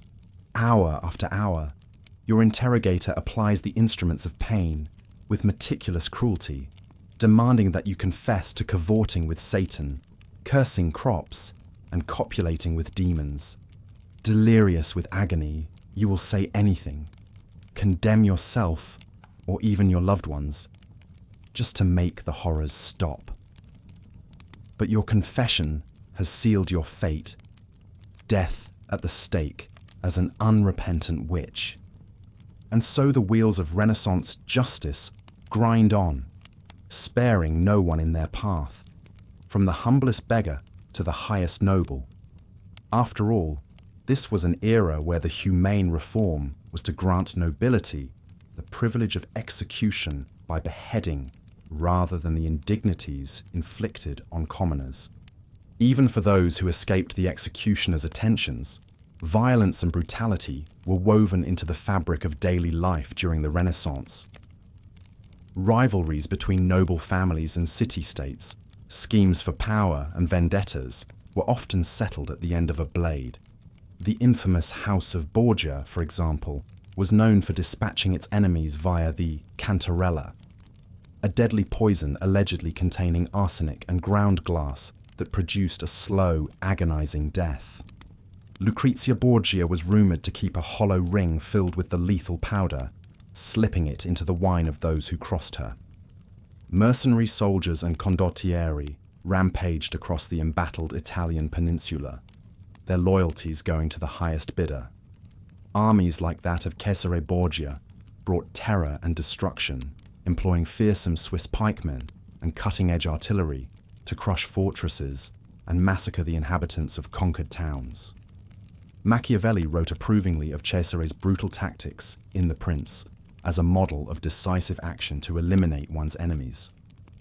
The art of killing was elevated to new heights by aristocratic ruffians like the French Baron de Rice, who slaughtered hundreds of peasant children in occult rituals attempting to summon demons.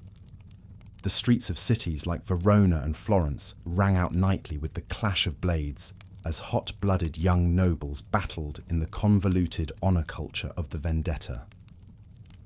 Even the great artist Caravaggio could not escape the violence of the age.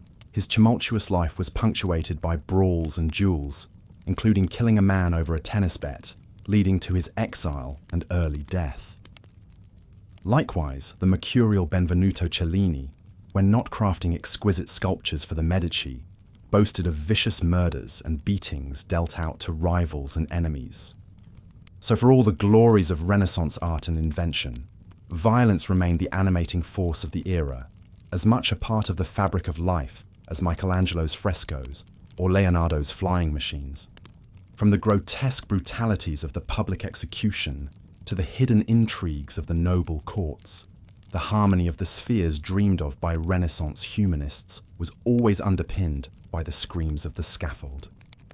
The Spanish Inquisition was a particularly brutal institution during the Renaissance era. Established in 1478 by Queen Isabella I of Castile and King Ferdinand II of Aragon, it was tasked with maintaining Catholic orthodoxy and rooting out heresy, especially among converts from Judaism and Islam. The Inquisition employed a network of spies and informants to identify suspects, who were then arrested and brought before a tribunal for questioning. The interrogations were often little more than a pretext for torture, as confessions extracted under duress were considered valid evidence. The accused rarely had any chance to defend themselves or even know the charges against them. Common torture methods used by inquisitors included the rack, where the victim's limbs would be stretched until their joints dislocated or their bones broke. Another was the strappado, where the prisoner's hands were tied behind their back and they were repeatedly hoisted up and dropped, causing excruciating pain in the shoulders and often permanent damage. Waterboarding, foot roasting, and iron maidens were also used to inflict suffering and terror. Even those who managed to endure the torture and refused to confess were not safe. They could be held indefinitely in the Inquisition's dank, filthy prisons, slowly starving on meagre rations in the darkness. Others were publicly burned at the stake in the auto da fe, or act of faith, where the condemned would be tied to a pole, wood piled at their feet, and set ablaze before a jeering crowd. The stench of charred flesh would hang over the town square for days. One of the most infamous inquisitors of the Spanish Inquisition was Tomás de Torquemada, who served as Grand Inquisitor from 1483 to his death in 1498. A Dominican friar, Torquemada was known for his fanatical devotion to the Catholic faith and his ruthless persecution of those he deemed heretics or apostates. Under Torquemada's leadership, the Spanish Inquisition grew increasingly powerful and far-reaching. Jews, Muslims, and later Protestants were expelled from Spain under threat of death. An estimated 2,000 people were burned at the stake during Torquemada's tenure, with countless more tortured and imprisoned. Even Saint Teresa of Avila, one of the most revered Christian mystics of the era, faced interrogation by the Inquisition for her unconventional religious views. The Spanish Inquisition cast a long shadow of fear and suspicion across Spain that would last for centuries. Families and communities were torn apart by paranoia, as anyone could be accused of heresy based on the flimsiest of evidence or personal grudges. The once vibrant Jewish and Muslim quarters of Spanish cities became ghost towns. Their inhabitants fled or forced to convert. The horrors of the Spanish Inquisition inspired fear and revulsion across Europe, but also grim fascination. Elizabethan playwright Thomas Kyd penned a lurid account of it in his 1592 play, The Spanish Tragedy, full of spies, murder, and madness. Italian philosopher Giordano Bruno, himself executed by the Roman Inquisition in 1600, denounced the crimes and atrocities of the Spanish Inquisition in his writings. But the Spanish Inquisition was not the only institution of religious persecution during the Renaissance. The Roman Inquisition, established in 1542, targeted those deemed heretical to the Catholic Church across the Italian peninsula.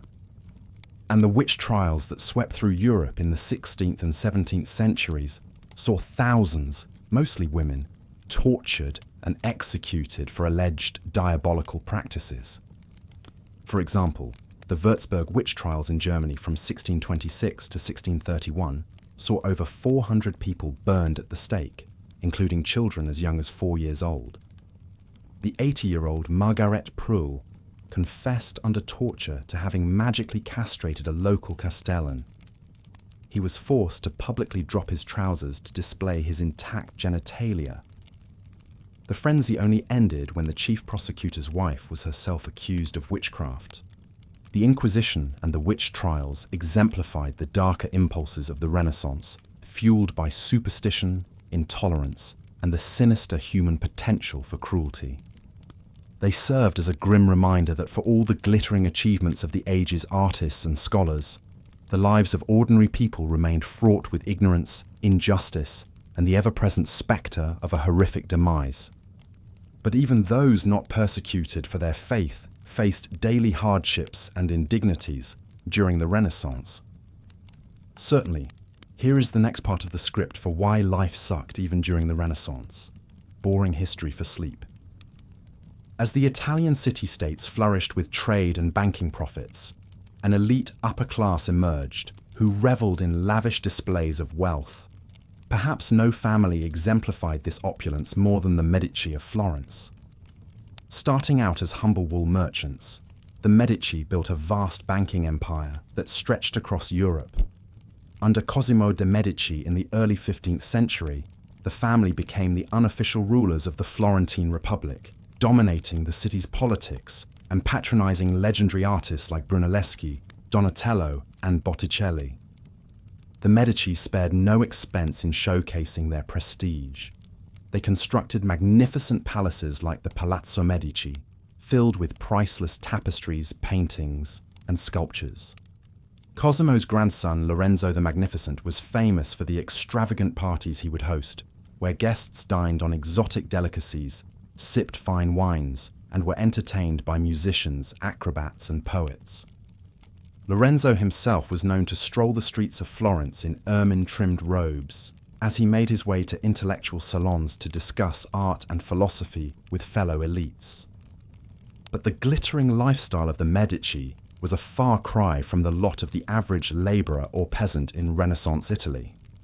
While the bankers counted their gold florins, most people toiled away in back-breaking jobs, barely earning enough to get by.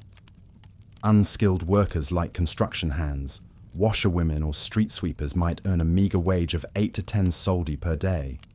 Skilled craftsmen like stonemasons or carpenters, while better off, still only took home around 18 to 25 soldi daily, a sum quickly consumed by the costs of rent, food, and clothing for a family.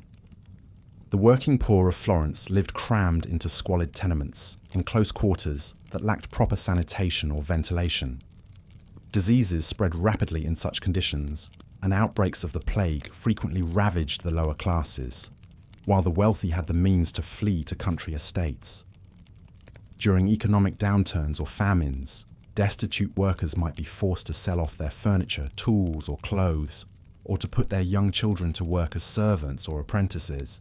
If they defaulted on debts, they could end up in debtor's prison or be pressed into service as an oarsman on a galley ship, an often deadly assignment.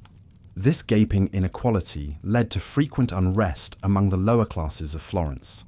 In 1378, the city was rocked by the Ciompi revolt, where wool carders and other humble labourers rose up to seize the government and demand greater rights. Although the oligarchs soon re-established control, the turmoil demonstrated the simmering tensions between the haves and have-nots. The Medici themselves faced challenges to their rule and were twice driven from power by rival factions and mobs. But each time, the banking dynasty clawed their way back to the top through a mix of deft political alliances, patronage, and shows of force. As the 15th century drew to a close, the Medici tightened their grip on Florence, abandoning all pretense of republican rule. Political liberty, Lorenzo the Magnificent once declared, is nothing but a name and a delusion. Under his son Piero and grandson Lorenzo II, Medici extravagance reached new heights, with Lorenzo II investing vast sums in failed attempts to become the Pope and even a Crusader king. The family fortunes began to teeter under the strain. In 1494, When the French king Charles VIII invaded Italy, the Florentines revolted against Piero the Unfortunate's inept rule and expelled the Medici once again. The fiery preacher Girolamo Savonarola stepped into the void, establishing a theocratic republic and vowing to stamp out vice and excess. Savonarola's followers built the famous bonfire of the vanities, burning cosmetics, artworks and books deemed to be sinful. But the Medici still lurked in the shadows, determined to reclaim what they saw as their birthright. The dizzying rise and fall of the Medici illustrates the precarious nature of wealth and status in Renaissance Italy, where fortunes could be made and lost overnight. Beneath the family's glittering facade lay more than a century of ruthless power struggles, conspiracies and popular unrest. Surrounded by hidden enemies and fair-weather friends, the Medici could trust no one completely. Even at the height of their power and prestige, they lived in constant fear of the social and political forces that might unseat them, as so many leading families before them had been toppled. For the poverty-stricken masses of Florence, however, the schemes and intrigues of the mighty were a distant concern. They remained trapped in a cycle of subsistence labor, forever at the mercy of economic swings, food shortages, and disease. The Medici's splendor was as inaccessible to them as the heavens. In a society so deeply riven by class divisions, most people stood little chance of ever rising above their humble station, no matter how hard they toiled. The poor were viewed as crude, sinful, and hopelessly ignorant, deserving of their lowly lot in life. Of course, this is not to say that the wealthy did not also face dangers in Renaissance Italy. Even the most illustrious bloodlines were not immune to the era's turmoil and instability, as one of the most shocking events of the period would soon demonstrate. In 1476, under the cover of darkness, a band of masked conspirators crept into Florence's cathedral clutching daggers. The Inquisition and religious persecution weighed heavily on the minds of many during the Renaissance. While the Catholic Church experienced a resurgence in influence and power, this often came at the expense of religious minorities and those deemed heretical. Perhaps no institution embodied this oppressive zeal more than the Spanish Inquisition. Established in 1478 by King Ferdinand II of Aragon and Queen Isabella I of Castile, the Inquisition originally targeted forced converts from Judaism and Islam who were suspected of secretly practicing their old faiths. Known as Marranos and Moriscos respectively, these conversos faced constant suspicion and persecution. Thomas de Torquemada, the first Grand Inquisitor of Spain, was ruthless in his mission to root out heresy. A Dominican friar and the Queen's own confessor, Torquemada used torture, coercion, and public executions to strike fear into the hearts of the populace. His network of spies and informants created a culture of paranoia and distrust. One particularly infamous event was the mass expulsion of Jews from Spain in 1492, the same year Columbus sailed for the New World. Known as the Alhambra Decree, it gave Spanish Jews mere months to either convert to Catholicism or leave the country entirely. Many fled to Portugal, North Africa, and the Ottoman Empire. Others converted publicly, but continued to practice Judaism in secret, always afraid of being discovered by the Inquisition. Imagine the fear of the Medina family, forced to leave their home in Toledo and journey to an uncertain future. They pack their meager belongings onto a cart, the children crying as they bid farewell to the only home they've ever known. Joseph, the father, fingers the silver menorah hidden beneath his cloak, an heirloom passed down for generations. He prays their flight to Portugal will not be in vain. The tentacles of the Inquisition soon spread beyond the Iberian Peninsula. With the advent of the Protestant Reformation, the Church was on high alert for any whiff of dissent. Inquisitions were established in Italy, Portugal, and even the New World colonies to stamp out heresies like Lutheranism and Calvinism. But the Spanish Inquisition was always the most notorious, a dark spectre that cast a long shadow over the Renaissance.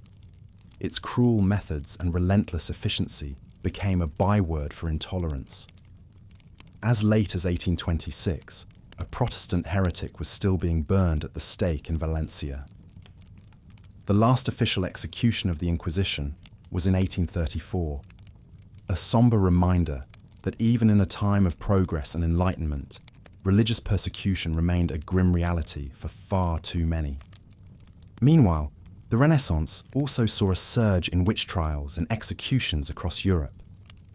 While belief in witchcraft had existed for centuries, the 1400s to 1600s saw an intense explosion of witch hunts.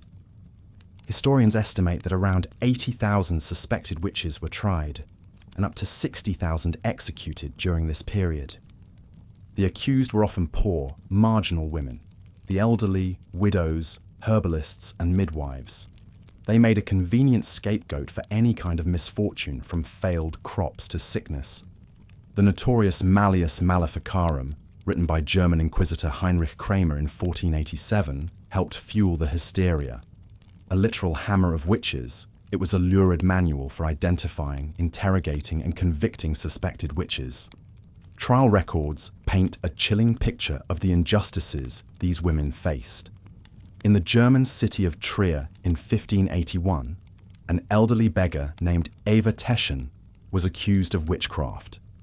She protested her innocence, but was still subjected to brutal torture and inhuman conditions in prison.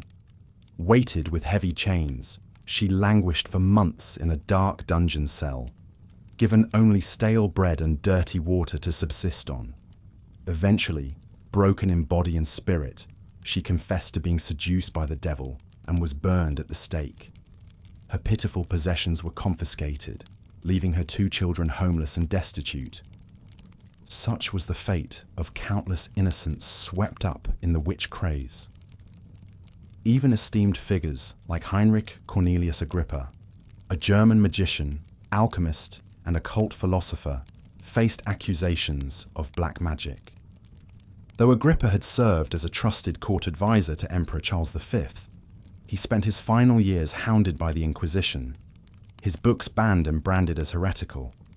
He died in poverty and obscurity, a cautionary tale of how quickly one's fortunes could turn in such a climate of superstition and paranoia.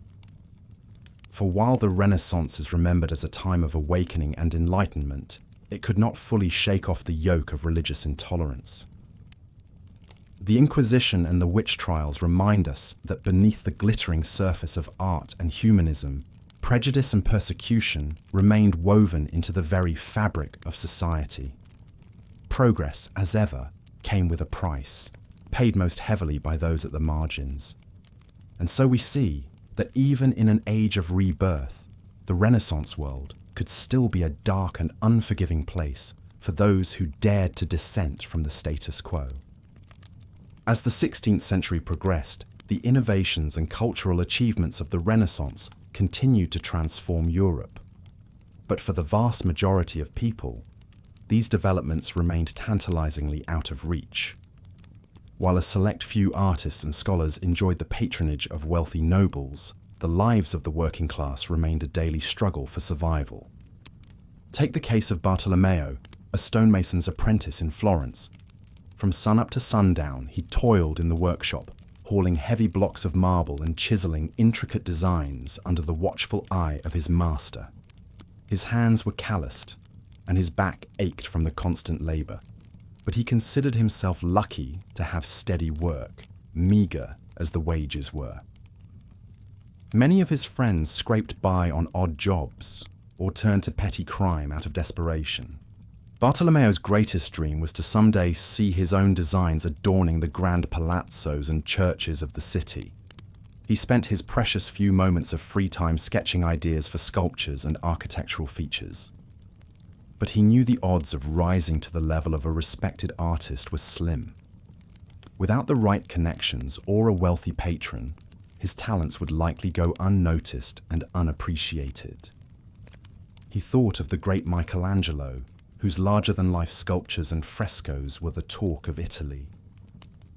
What must it be like, he wondered, to have the freedom to devote oneself fully to the arts, to have your genius recognized and celebrated far and wide? For a humble apprentice like Bartolomeo, such a life seemed as distant and unattainable as the stars. Even the scientific revolution, which was beginning to challenge long-held beliefs and transform people's understanding of the world, seemed to have little impact on the day-to-day realities of the working class. While intellectuals like Galileo Galilei and Francis Bacon were making groundbreaking discoveries, the average person remained steeped in superstition and beholden to the whims of nature. In the countryside, farmers continued to pray for good harvests and fear the wrath of an angry God. They had little understanding of the underlying causes of droughts, floods, and other natural disasters that could wipe out a year's worth of hard work in an instant. Even the educated elite subscribed to astrological beliefs, consulting the stars for guidance on everything from political decisions to medical treatments. Perhaps no one embodied the contradictions of the age better than the controversial French astrologer and physician Nostradamus. Born in 1503 to a wealthy family, Nostradamus initially pursued a conventional path as a doctor, but after losing his wife and children to the plague, he turned to the occult arts for answers. Nostradamus claimed to have the power to predict the future through a combination of astrological calculations and divinely inspired visions. His cryptic, open-ended prophecies, published in a series of almanacs and a massive 942-quatrain work called Les Prophéties, would go on to be interpreted and reinterpreted for centuries. Many dismissed Nostradamus as a charlatan, but he had some powerful admirers, including Catherine de' Medici, the Queen Mother of France. Nostradamus served as her personal physician and advisor, lending a veneer of respectability to his unconventional beliefs. His enduring fame is a testament to the Renaissance fascination with the occult and the enduring human desire to find meaning and order in an uncertain world. For all the intellectual ferment of the age, the vast majority remained focused on the more immediate concerns of earning a living and holding their families together. Even a relatively prosperous craftsman like Bartolomeo knew that his fortunes could change in an instant. All it would take was an injury, an outbreak of disease, or a downturn in the volatile Florentine economy. This precariousness was even more pronounced for Renaissance women, who enjoyed few legal rights and were utterly dependent on the men in their lives. While a handful of exceptional women, like the poet Vittoria Colonna or the artist Sofonisba Anguissola, managed to make names for themselves, they were the rare exceptions. For most women, the only path to security was through marriage, and even that was no guarantee of stability or happiness. Arranged marriages were the norm among the upper classes, with girls as young as 14 or 15 handed over to husbands they barely knew. Domestic abuse was rampant and tacitly condoned by a patriarchal society that viewed women as little more than property. Lower-class women had even fewer options, with most working alongside their husbands in the fields or in workshops. They also bore the brunt of the era's high rates of maternal and infant mortality. Childbirth was a perilous undertaking in an age before modern obstetrics, and many women died in labour or from postpartum infections. Perhaps it's no surprise, then, that one of the most enduringly popular female figures of the Renaissance was not a queen or a noblewoman, but a humble peasant girl turned soldier and martyr. Born to a poor family in the French countryside, Joan of Arc began having visions of saints and angels as a teenager, exhorting her to help the French defeat the English in the 100 Years' War.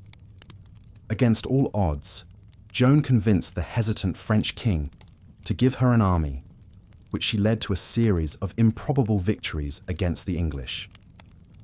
She quickly became a heroine to the common people, who saw in her a champion of the downtrodden and a symbol of French nationalism. But Joan's meteoric rise was short-lived. Captured by the enemy Burgundians and handed over to the English, she was put on trial for heresy and witchcraft by a hostile ecclesiastical court. Despite her steadfast defense of her actions and her faith, Joan was convicted and sentenced to death. On May 30th, 1431, the 19-year-old was burned at the stake in the marketplace of Rouen, her ashes scattered in the Seine River. Joan's story captured the popular imagination like few others in the Renaissance era. In an age of stark inequality and entrenched social hierarchies, here was a lowly peasant girl who had risen to the heights of power and influence, only to be brought low by the very authorities who should have protected her. For the poor and the powerless, Joan was a symbol of defiance and hope in the face of overwhelming odds. But her legacy also speaks to the limits of what even the most exceptional individuals could achieve in the face of systemic injustice and oppression. For all her bravery and conviction, Joan could not ultimately overcome the deeply entrenched power structures of her time. Her story is a reminder that even in an age of great cultural and intellectual achievement, the harsh realities of life for the vast majority remained unchanged. As the Renaissance gave way to the early modern era, Europe would continue to be rocked by wars, religious upheaval, and social and political unrest.